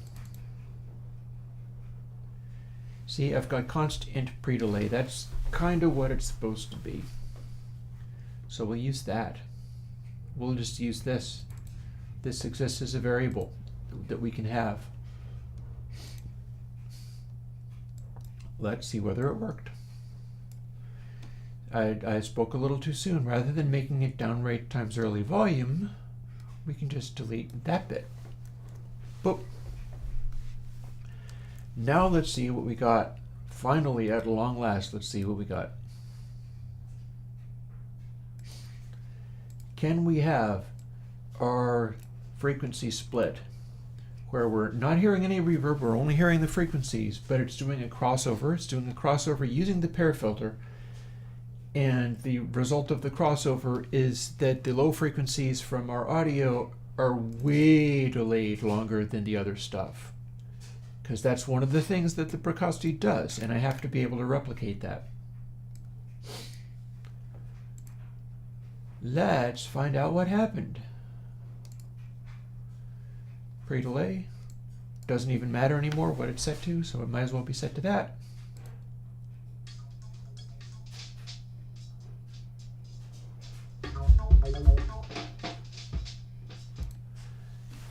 Got there. Now we need to adjust that value, because in attempting to make it audible, I made it far too large, thinking that it was just not long enough, but in fact it was. And we do that by going back into here. I could change it in other ways, but I'm simply going to change it by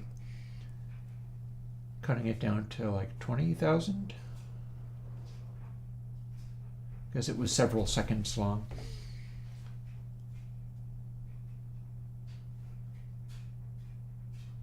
No, it's not going to be called Bernasty. They're going to be called individual K something, and it'll be K inspired by one of the presets. So you might have a K cathedral, and I will have been listening to, hang on a second, I got to do a number of things. Let's call it 8,000 for now, seeing as we don't need that big of a change. Let's build this, and then I'll show you what we're doing. Got this here. Let me copy this over to there. No, what's going to happen is basically this. You'll have a K Cathedral plugin. Nasty has nothing to do with it. It will be saying K Cathedral, and it'll be a fair approximation to this kind of noise.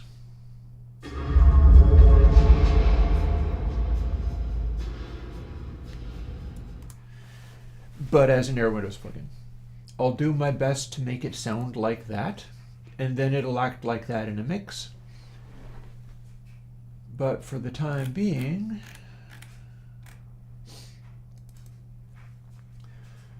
here's what I've been trying to do for an hour. Let's see whether our delay thing is about right. No, Friskin, I don't know where you're going with this. There's the pitch nasty. How about that? You got pitch nasty. I've already made it. Therefore, you have a nasty Airwindows plugin to play with. What do we got?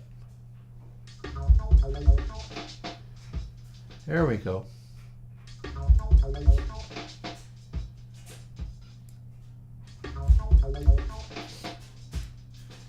Nice steep filter.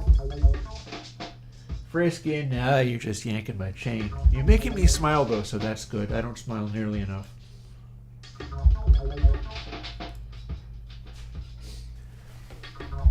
So here is a precocity style delay on the lows, but it's only applying in the mid-range, so you hear both of the delays. And if we set freq subs to nothing, This is what it sounds like, but in order to do the Brokowski thing of delaying those extreme low frequencies, we got to bring it up a little bit.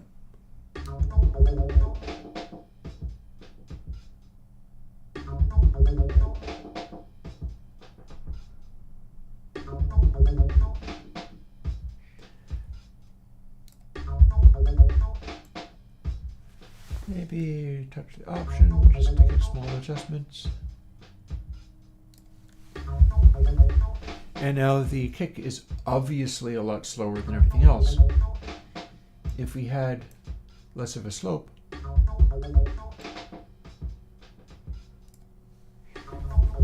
can hear it a little more obviously, but then bring in more poles.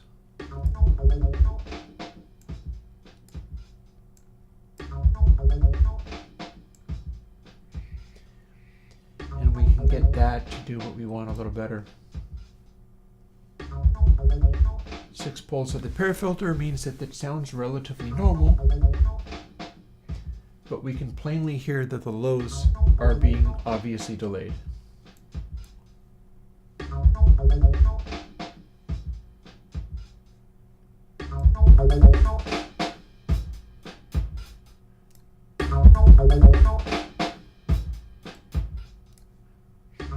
Interestingly, this is what some of their room settings do. Like, practically the only thing going on with the Brokowski room settings is that they typically have a delay and a blur on just the very lowest frequencies, with the highs not really predominating. You don't get a lot of sustain going on, but you get that blending outwards. And so that's going to come in useful. But for the time being, we've now got a freak subs. I'm going to close this just to make it remember where it was at.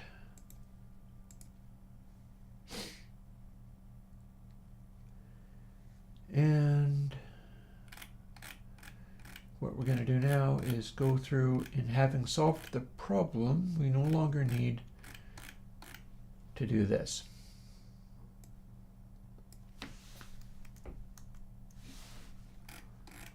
Replace sample.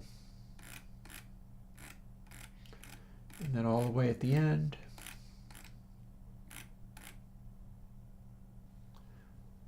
we don't need that.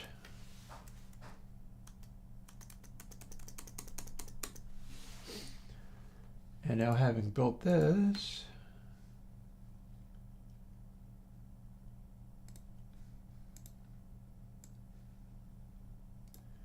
and copied it in,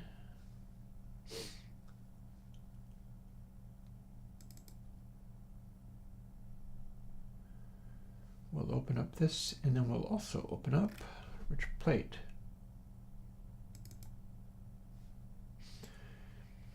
So this is a purely Brokowski reverb.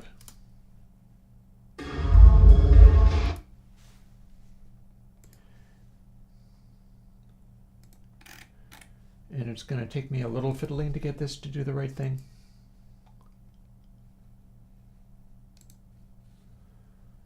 But here at least is some of the Airwindows version. Make it be a little quieter, make it be less sustaining. I'm going to have to make it a lot darker. I need to bring in the rest of it. I don't have any of the other pair filters engaged, and all of the biquads are now disabled, so this is way brighter than it should be. But here's our Brokowski. Here's in-process Airwindows.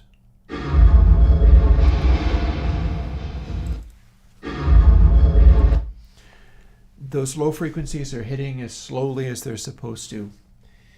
We are on the way. That's a start. So tell you what, I have to mess with my laundry again, I think. Give me a moment.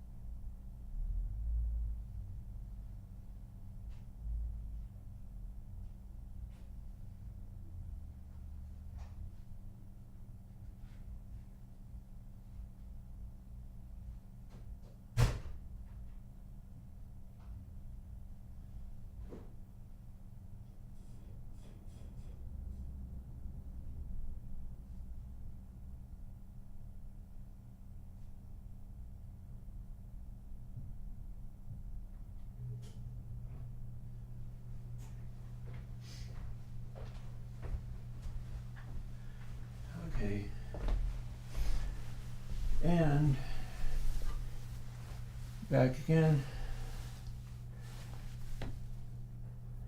I do not know what Uru is saying. It's clashing down heavily. I don't believe I'm clashing anything. But, yep, I have got the, and the key thing there, which is making things more difficult for myself, is doing laundry and getting it out of the washer so that it can sit open. Because, seeing as it ain't an industrial machine that people are using constantly, if I close up the washing machine and it's still wet inside, it's going to become moldy and nasty. And so I had to make sure that I could do that, and have done so. And so I'm probably good to go with that stuff, and I can ignore it for the moment. And maybe I'll just take some more time to fuss with this stuff, seeing as I got here.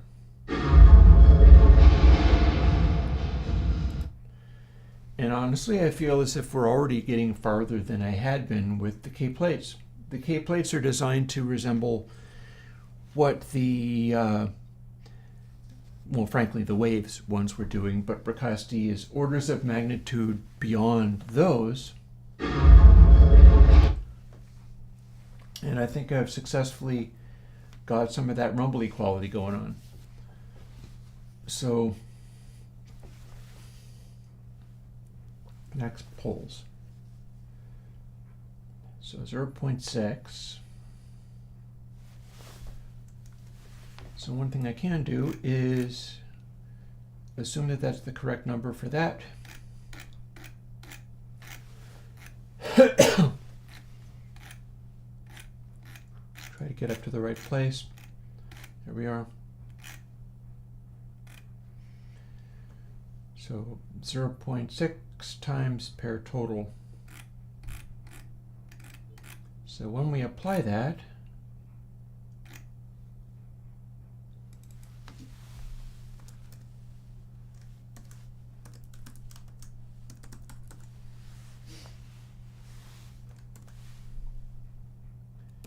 and I'll figure that crap out later.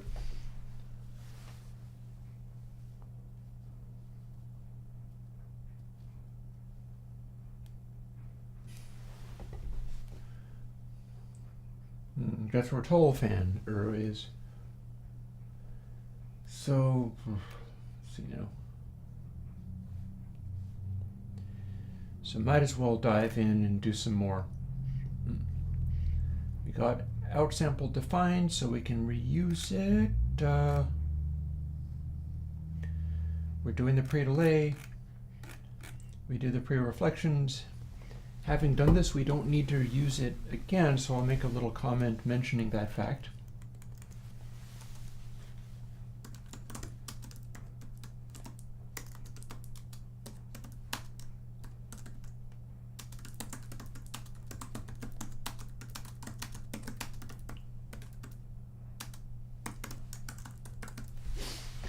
Having re-added it, we can now reuse it, which is what happens with some of these other ones. And we're going to go through and address some of these things. Like pair A, B, and C.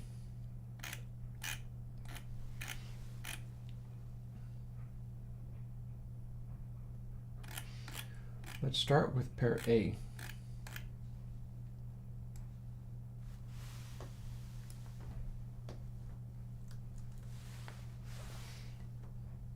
And delete that entirely. And that can go in our first slot when we're actually doing the reverb stuff.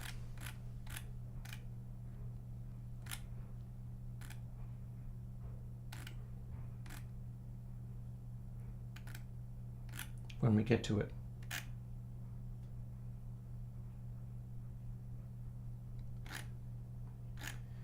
And that is in fact what I'm looking for. This is our first delay chain, and that's our first biquad. So we're going to replace that.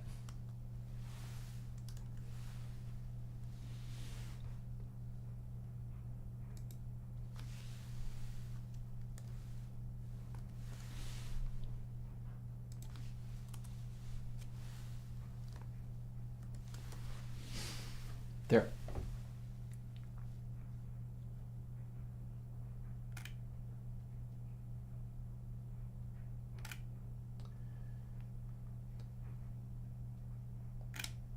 So here's the trick. We're not actually using input sample for this. We are working on out AL and out ER.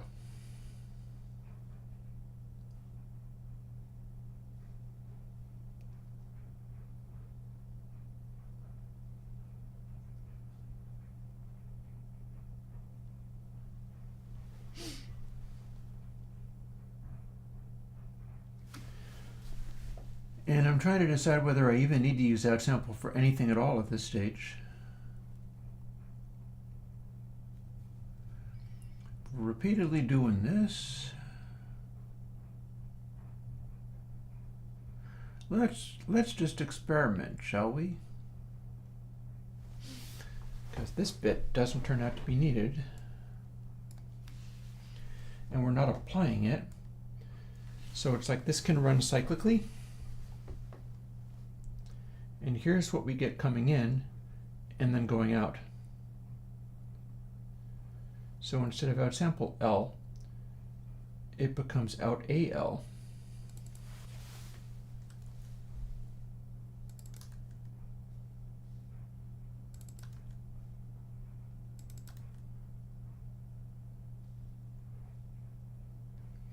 And then instead of outsample R,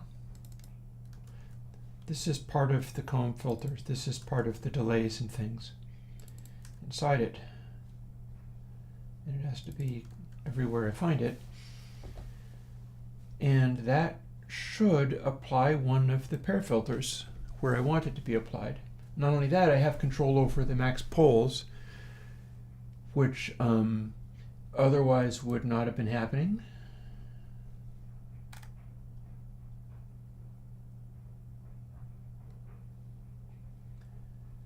And then I could also do the remainders now that I have a rough idea of how this is done. So, cut that out as well and go looking for another one. I'll pass this pre-delay.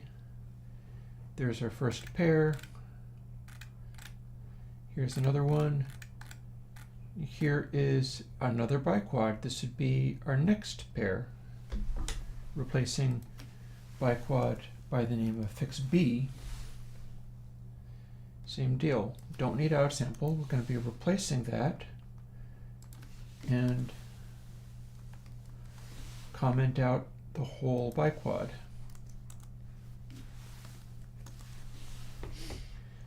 And in this case, it's out FL and out DR. So let's go and swap those things in for outsample L.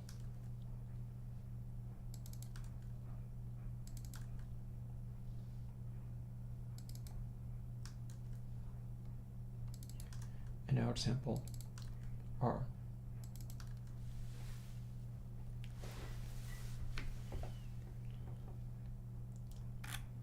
And that should work. Max poles applies to this as well. Delays mixed with dry act as comb filters. That's what reverbs are made of. They're made of comb filters and all passes. All passes are like comb filters, but with a particular kind of feedback inside. Last one. Copy, don't need this anymore. And I go looking for the biquad 3.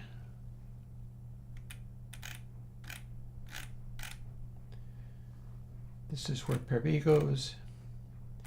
So this is where pair C goes. And again, lose that.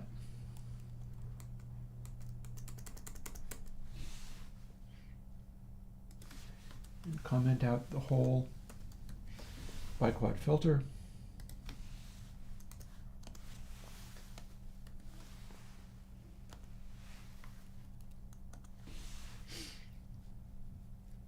out KL and out CR this time.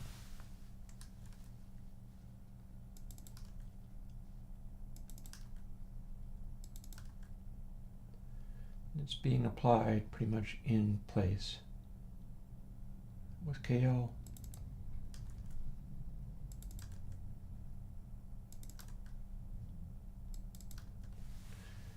CR.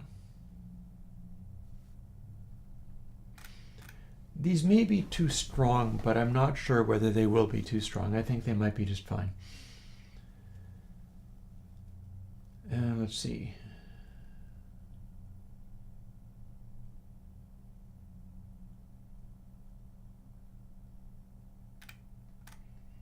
And then we've got the mulch there.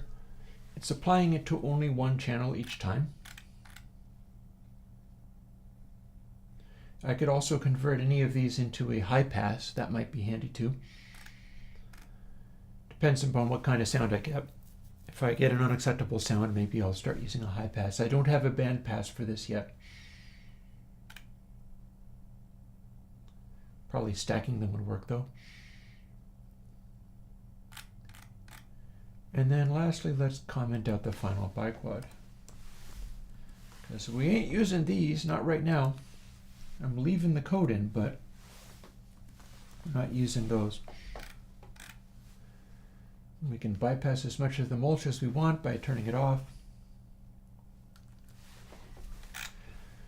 Save that. This is the final, well, the final mulch, and then our stereo flips feedback thing. This is where we get the early reflections in. Those could be set to very different things. That's one of the things that the Bricasti does, is they have early reflections that are run kind of separately, and I'm not quite sure what they do with them. So we'll see. And let's build it and see what we got. But I might want to check first that my frequency settings are useful. Seeing while I'm in here. I think they all need to be kind of like this freak subs. None of this stuff, just direct.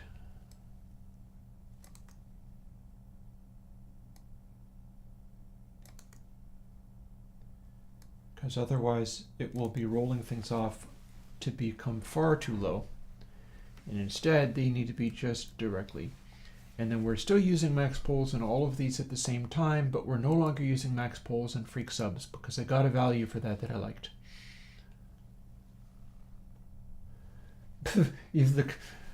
I wouldn't call this clean and well. Clean and eloquent compared to some. I don't do functional programming, that's why. That's why it looks this way. And again, here was our Bricasti target. And I'm going to open up the raw sound and let it continue to load, otherwise it crashes. Oh, well, thank you, Ryan. Some days are tougher than others. This has not been an easy streaming day, but all things considered, I'm being tenacious about it and I'm trying to make sure that it comes through. In the long run, it needs to amount to being a good thing. So yeah, here is a real life Bricasti.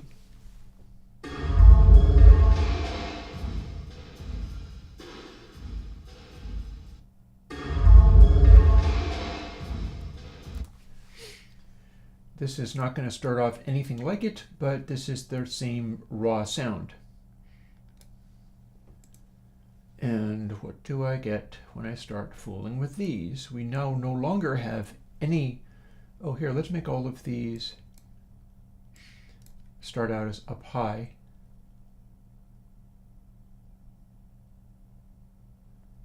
And take out all of this stuff, so it's really bright for starters, and then start applying these.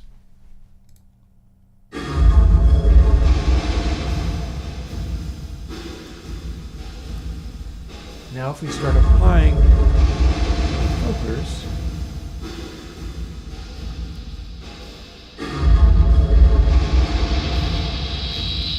oh, interesting. Ow.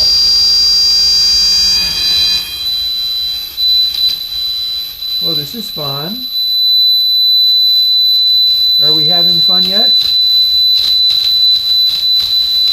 Drop it. Drop it. That was like super painful and stuff. And you know what happened? We have a little, I should have just grabbed for the damping, that would have done it. Which I think also means I now have a way of doing a more resonant peak.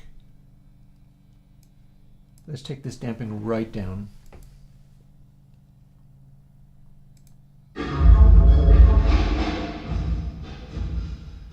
Now if we do this,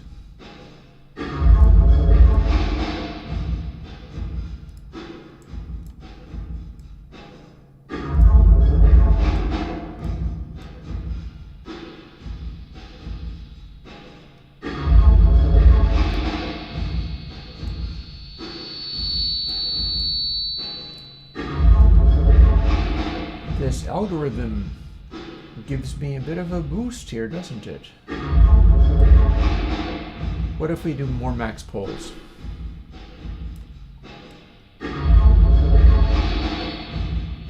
Yeah.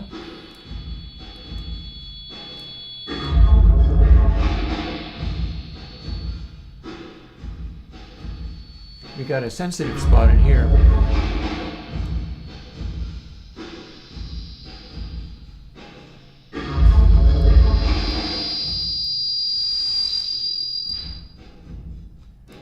Well, this sure is going to do that.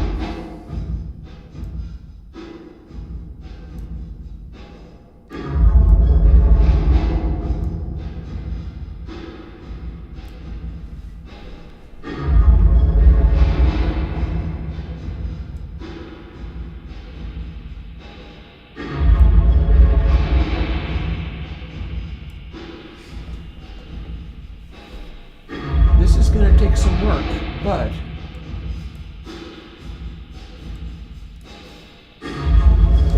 now have our pre-delay.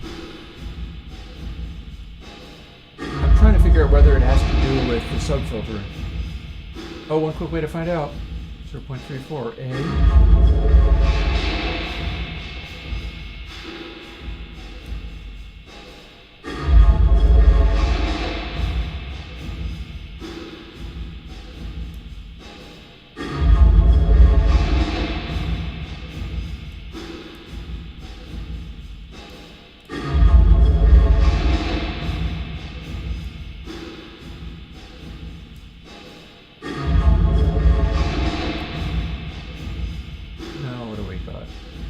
I have this at maximum resonance at the moment.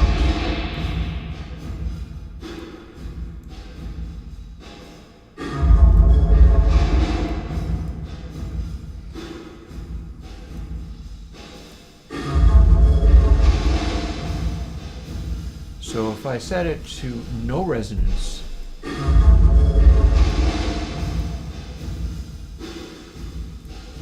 or nothing at all, no longer filtering the highs at all.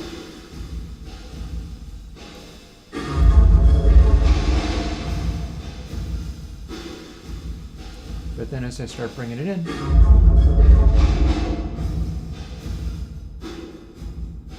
I almost immediately get a stage of pair.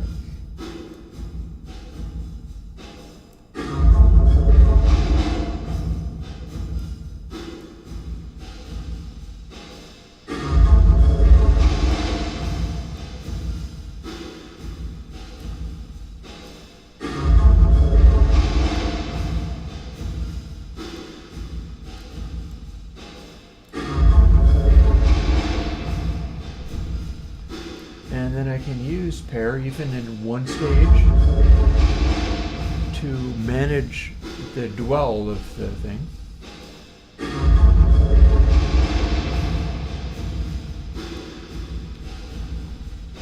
And we start to get into a kind of zone.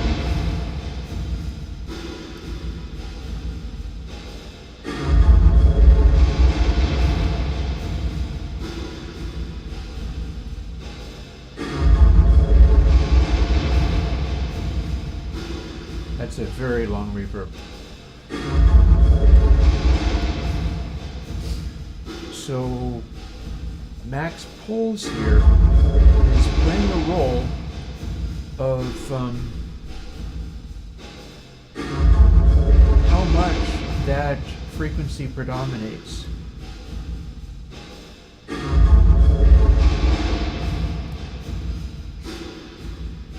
can hear that mid-rangey thing going on. So with nothing, nothing's happening. And there's no filtering in here at all.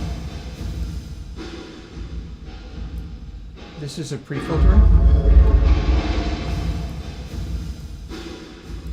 And this is mulch. This is into the regeneration. Without any of those, we've got a very sparkly sound. But as we bring in even a little bit of the filters, it starts to sound darker. And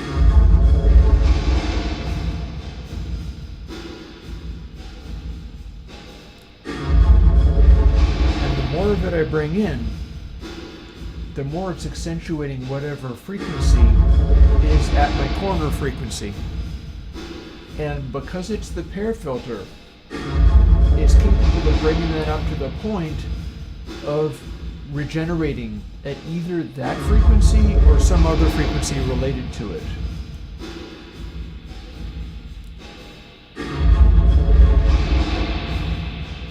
We've got this going on. And we can make it feedback. Like this.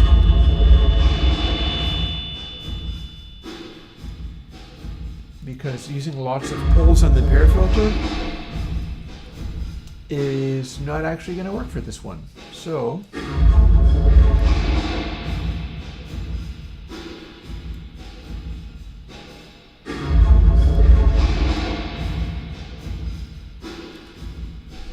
but also you can have damping quite low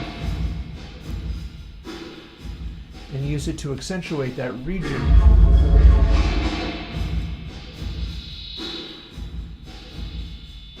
Like find a spot.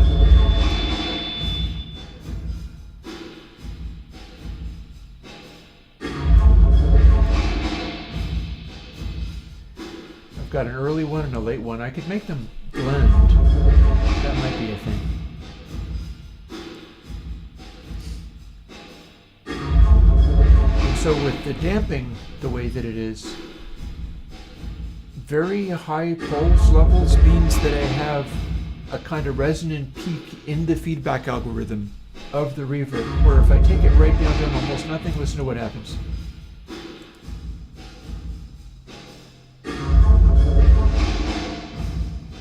The whole sustain part goes away, but the lows come out more. So, voice it in here.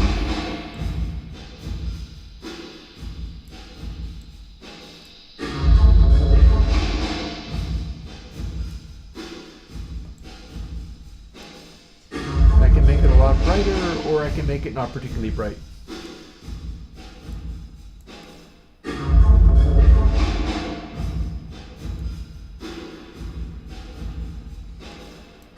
And then if we dial this stuff in just right, we can start to get into a zone where I can start approximating what the Bracasti does, because it's doing some of the same things.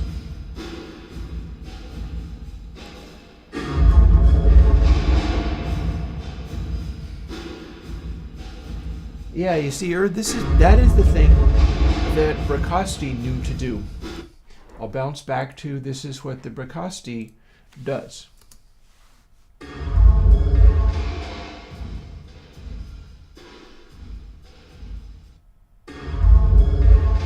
can hear it kind of rumbling away there. What I'm going to do is not going to be an exact clone of this, but I needed to do the same basic things.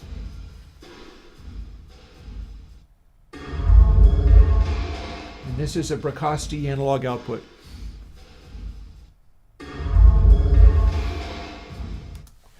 So if we went back over to what I was doing,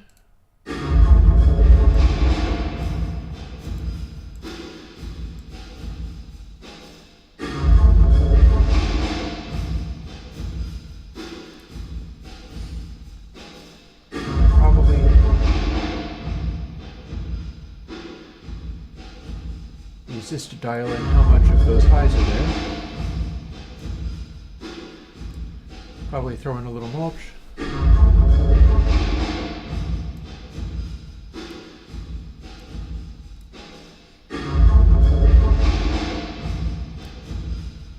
it a little brighter still. I do need to make the change here of the high mid, low mid, and bass. Low mid needs to be between the two. So let's go and change that now that I've got this set up, because I have slightly different voicings for whether the filter is hitting earlier in the chain or whether it's hitting later in the chain. And that's going to be important. So for now, we'll quit out of there. And this becomes quite simple, really. Cut that out.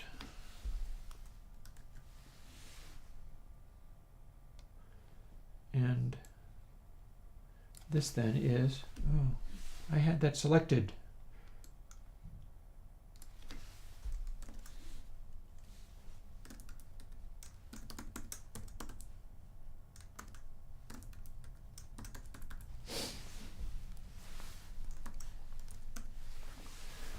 And now freak low mid is going to be exactly between these two, and these two we have controls over. So I can spread them, I can make them go wherever they want, but the one in between is always going to be staggered between the two extremes. And I will show you shortly what that means. I don't know whether I need to reshuffle around the frequency of freak subs. I might. We'll see. I've already got the poles of it set up, so we're not actually using max poles for that.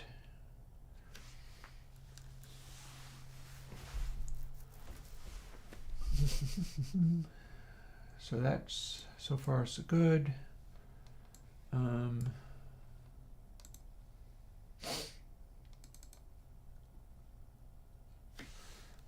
Let's increase this pre-delay a little bit more. It's over 9,000. I'll figure out how to do it. I'll add more knobs to my thing so that I can just dial it in. But that's not today, and I opened that up to do something with it. And it wasn't that.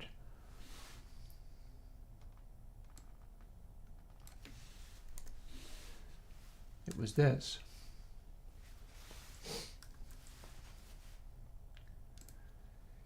I don't even know if I have a low cut built into this anymore. Do I?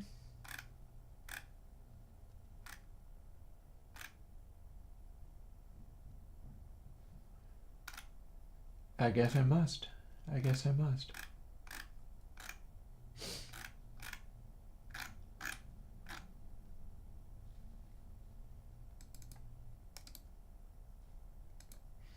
This should show me where I have it.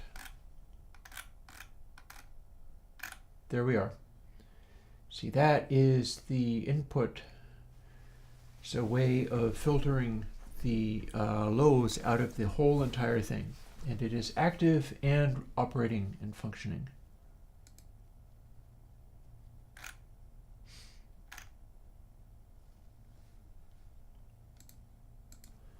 Let's build, and then I will show you what I meant as far as the change I just made.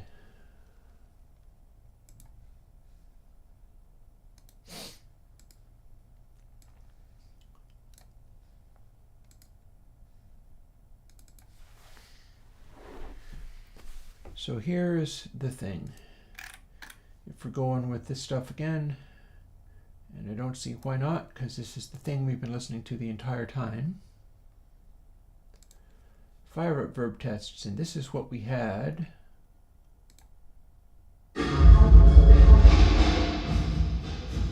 It's a little bright and strident, honestly, but let's make it a little bit more just for the hell.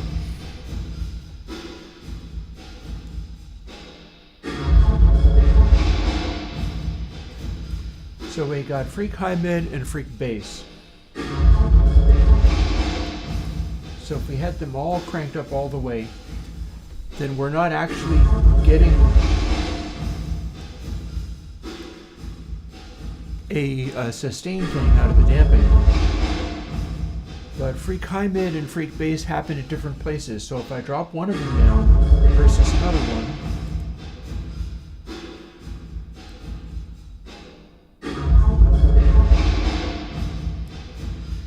that's what having freak high mid at a lower frequency is doing.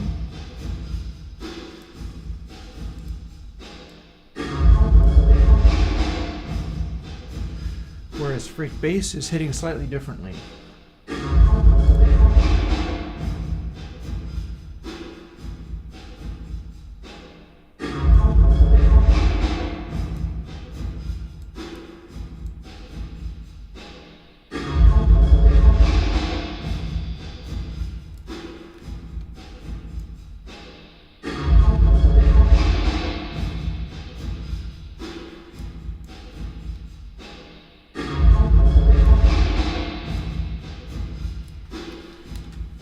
Kind of voicing it like that, like it can hit with high frequencies sooner and then blossom into lower frequencies, or it can hit with lower frequencies and then kind of expand outwards into brightness. This is it doing the latter.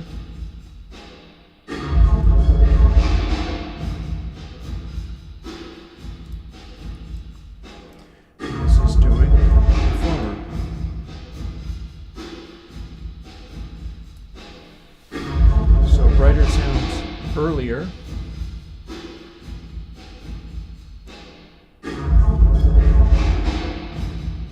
Brighter sounds later.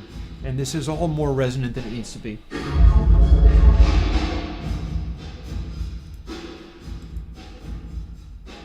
Because we're no longer adjusting the poles on the subs. We've still got freak subs doing a thing.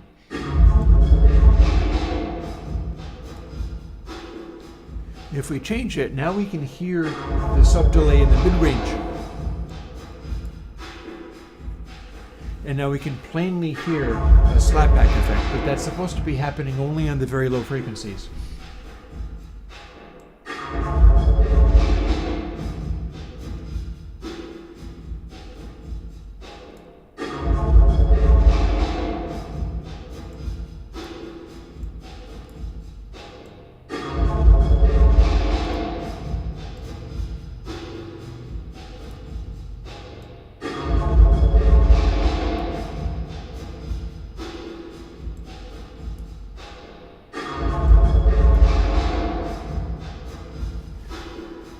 So now we have a weird sort of back wall echoey thing going on.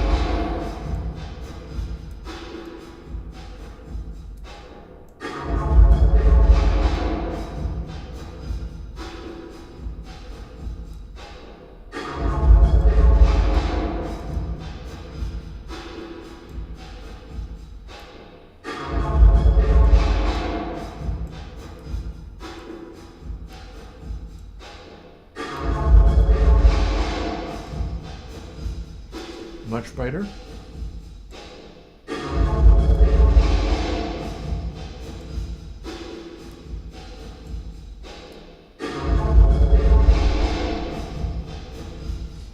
At this stage, I am literally just playing with it.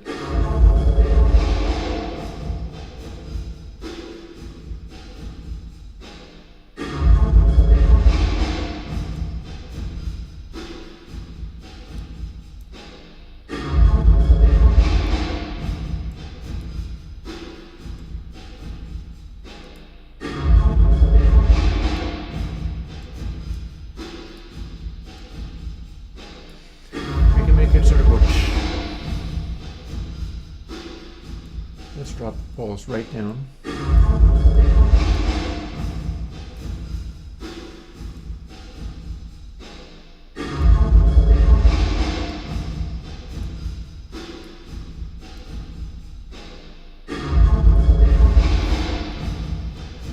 I'm no longer trying to do the thing that I heard in the Bricassi. Now I'm just playing with what the high frequency sustain sounds like.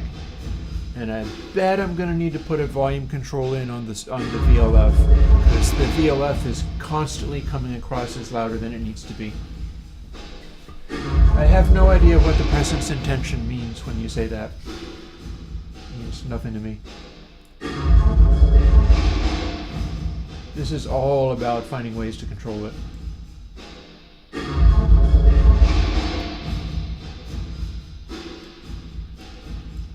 Now I am curious, and so I'll see whether I can find what you mean by that.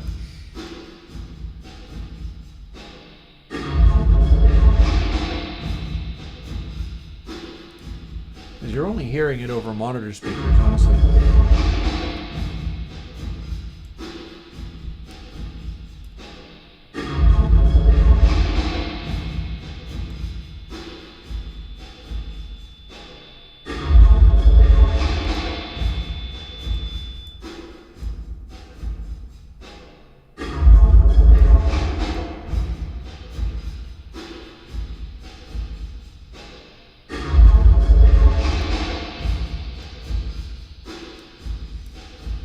We got certain places where we do get that feedback level.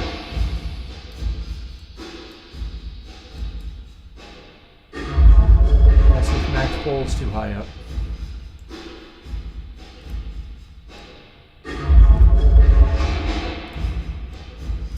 Maybe that's what it needs to be.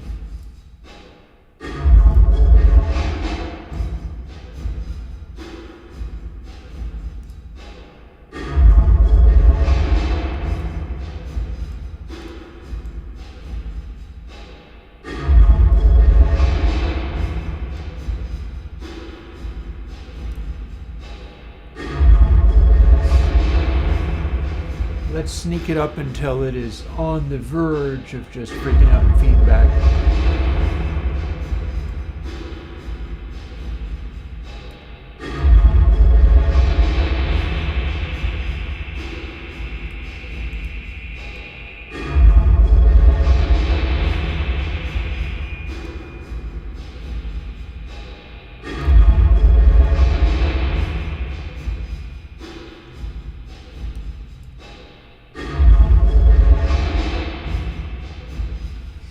There we are.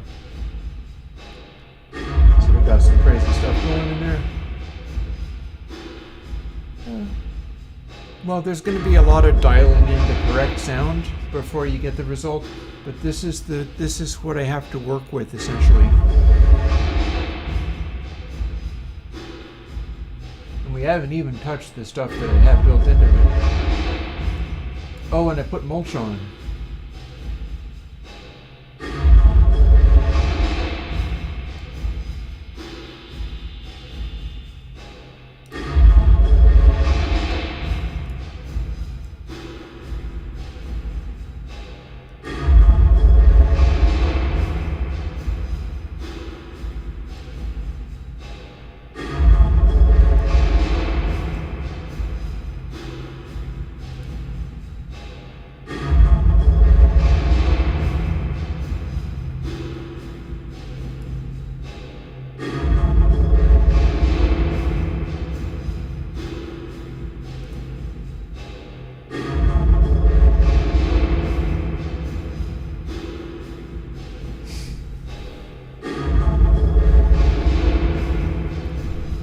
So there's a thing.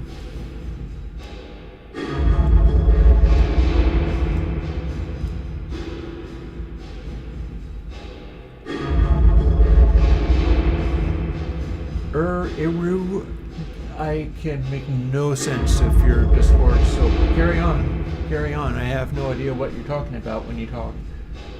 We don't have the same references to go by, clearly. And now that I've got that dialed in for this big kind of spooky noise, let's cut the damping down a little bit.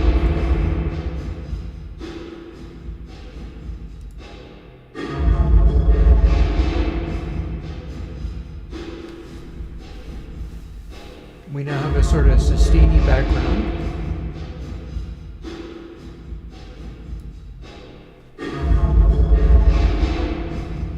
I can throw the pre-delays in there.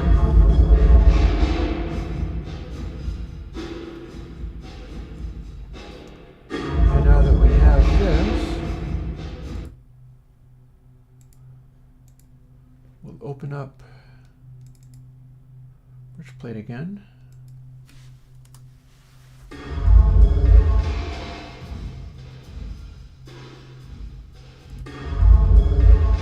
That's the real Bricasti.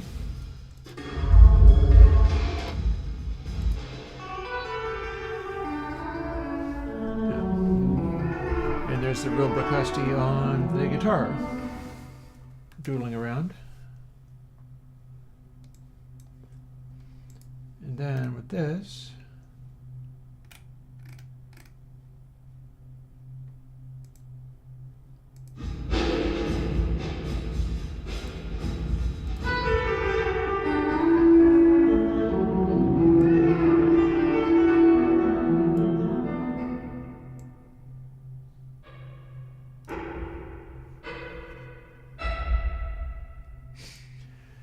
might actually be worth dialing back some of my pre-saturation or pre-compression, because this seems to be working more well without it.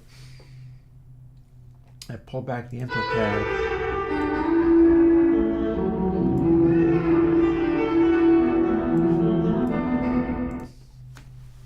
I don't know, we'll see.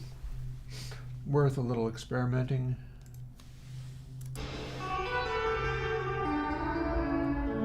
This being the Bricasti.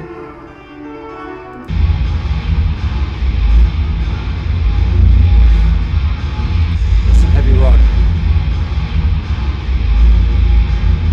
Bridge plate.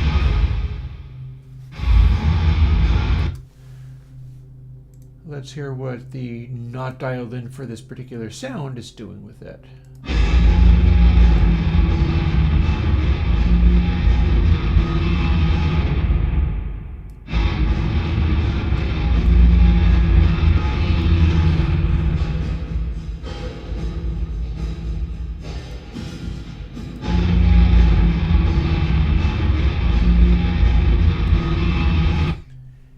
Yeah, I'm almost sure that it's time to do something with that. I'm almost sure that it's time to not compress the input. That's what I had to do in order to get it to act like the waves, which probably tells you a lot about the waves.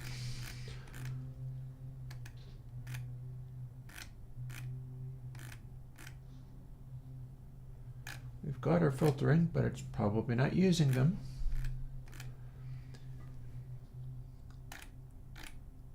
Got, let's see. So there's that. There's the high pass. We're not using either of those things. And then we are going to comment this out for the time being and see where it gets us. It says to get a compressed effect that matches a certain other plugin that's too overprocessed for its own good, because I could not get that to behave unless I was throwing compression into it.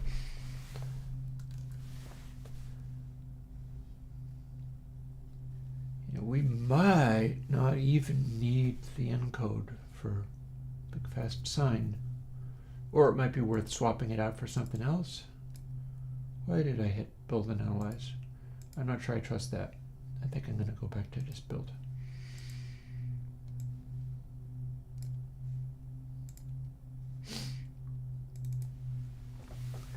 Now, having removed that, and understanding that we don't really have it set to the same sound at all.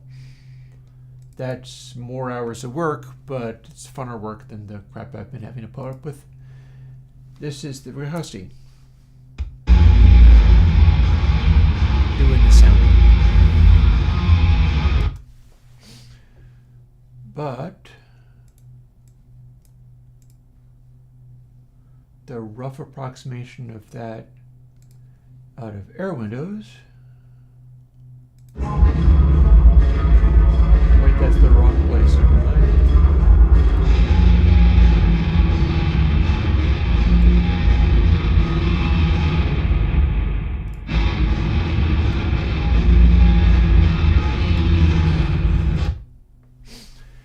Okay. And interesting?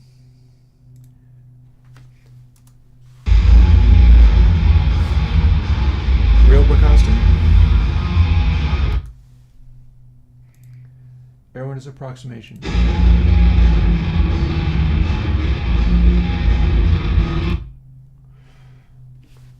Here's the thing.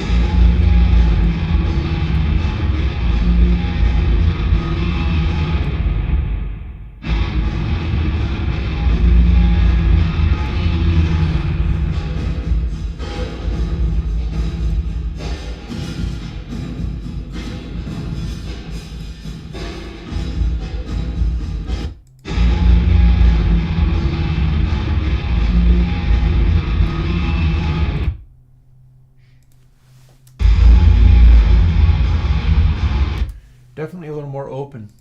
Maybe that's pre-reflections.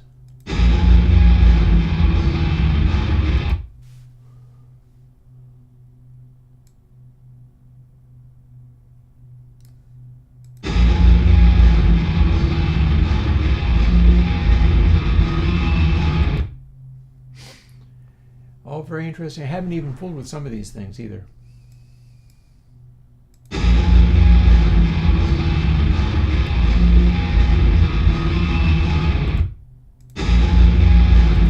It's definitely hitting very hard, this. Let's pull it back a little bit so it can start from the drum. And then likewise.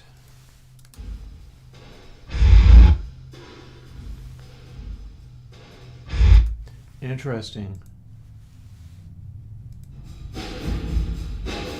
Yeah, the drums off of the real one are way quieter than off of the plugin, and that's probably more stuff that can be changed. Let's do a little quick explore, shall we?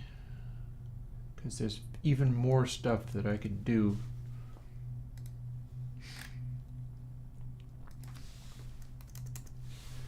If we do not saturate the input,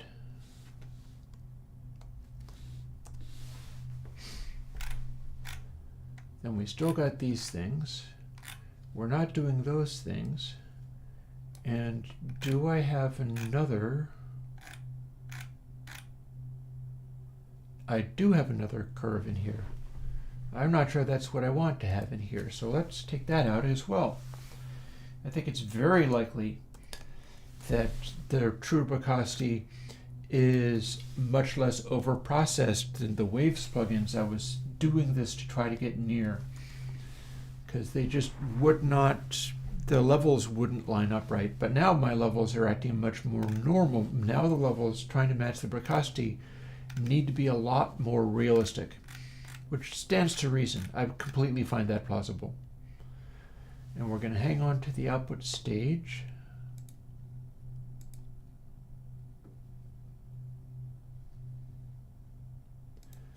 But maybe since everything is so freaking hot, we'll tamp it down a bit. And see where we're at as far as getting into the zone of this hardware device that we can compare directly to. So where does that get us?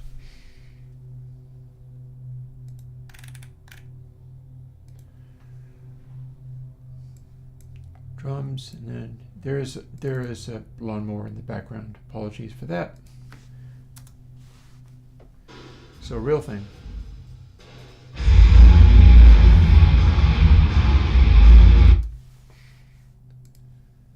Whereas what I'll need to do is see where this gets.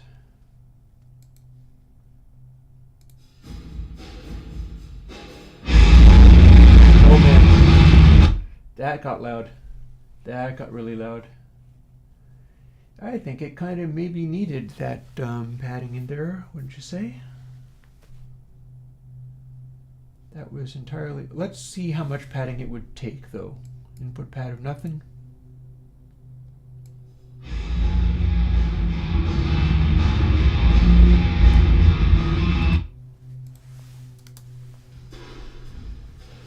Drums.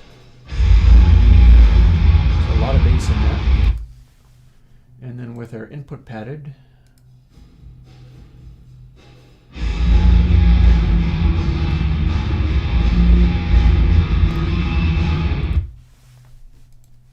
Ricosti.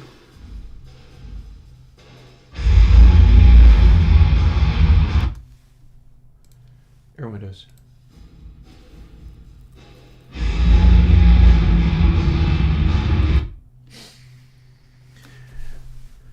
This is definitely going to take a whole bunch of work, but you know what? Some of the things are getting into the zone where they could be dialed in. So this is where we're at the moment.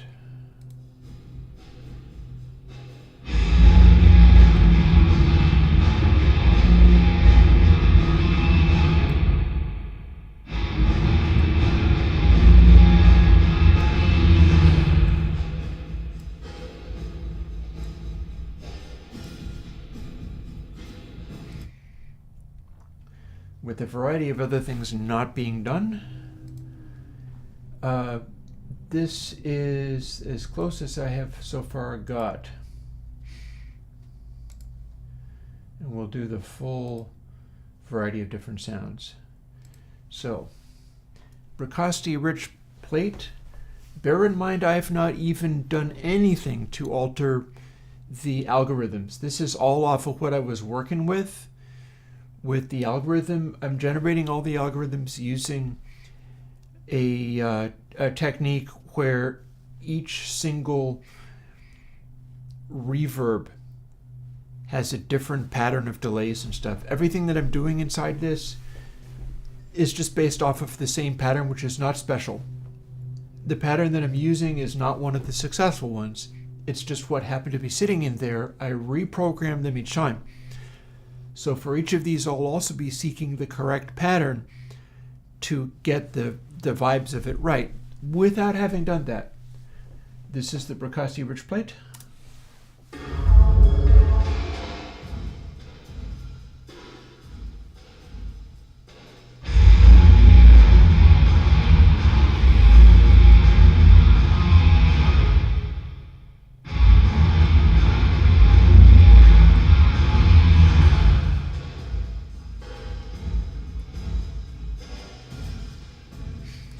There's some stereo stuff in there that will come in handy. Airwindows.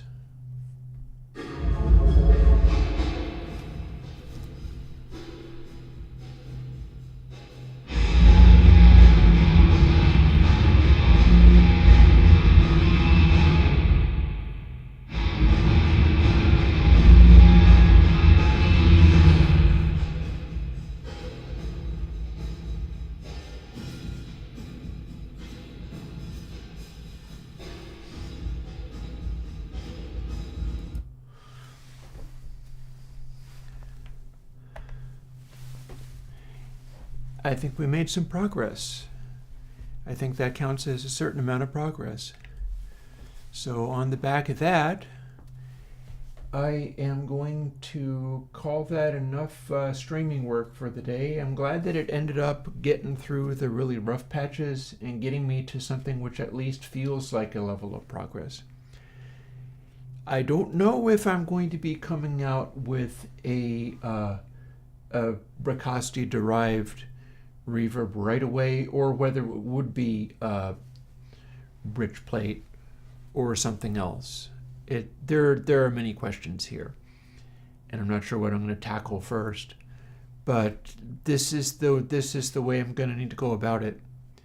Dialing in that super low frequency delay, and I think the pair filters are helping.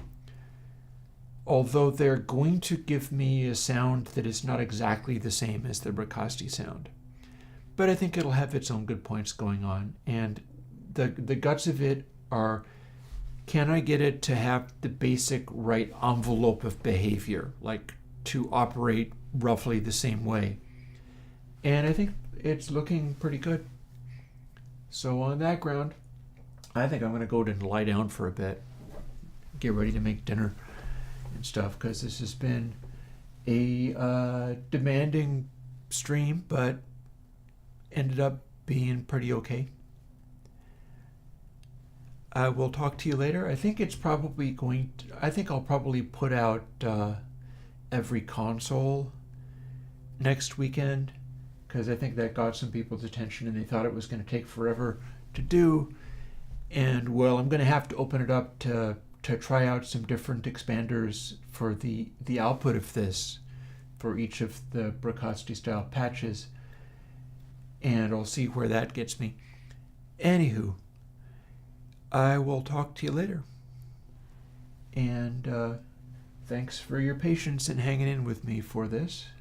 Anybody who is watching it afterwards, boy, you're a glutton for punishment. Okay. And I will be dialing in again and doing another music stream on Thursday, as is my plan. I'm also planning to not try to be doing anything as audacious as I tried last Thursday, because it was a train wreck. But I'll figure something out. I'll do something, and I'll try not to make it too crazy. And we'll see what happens. I'll talk to you later. Bye-bye.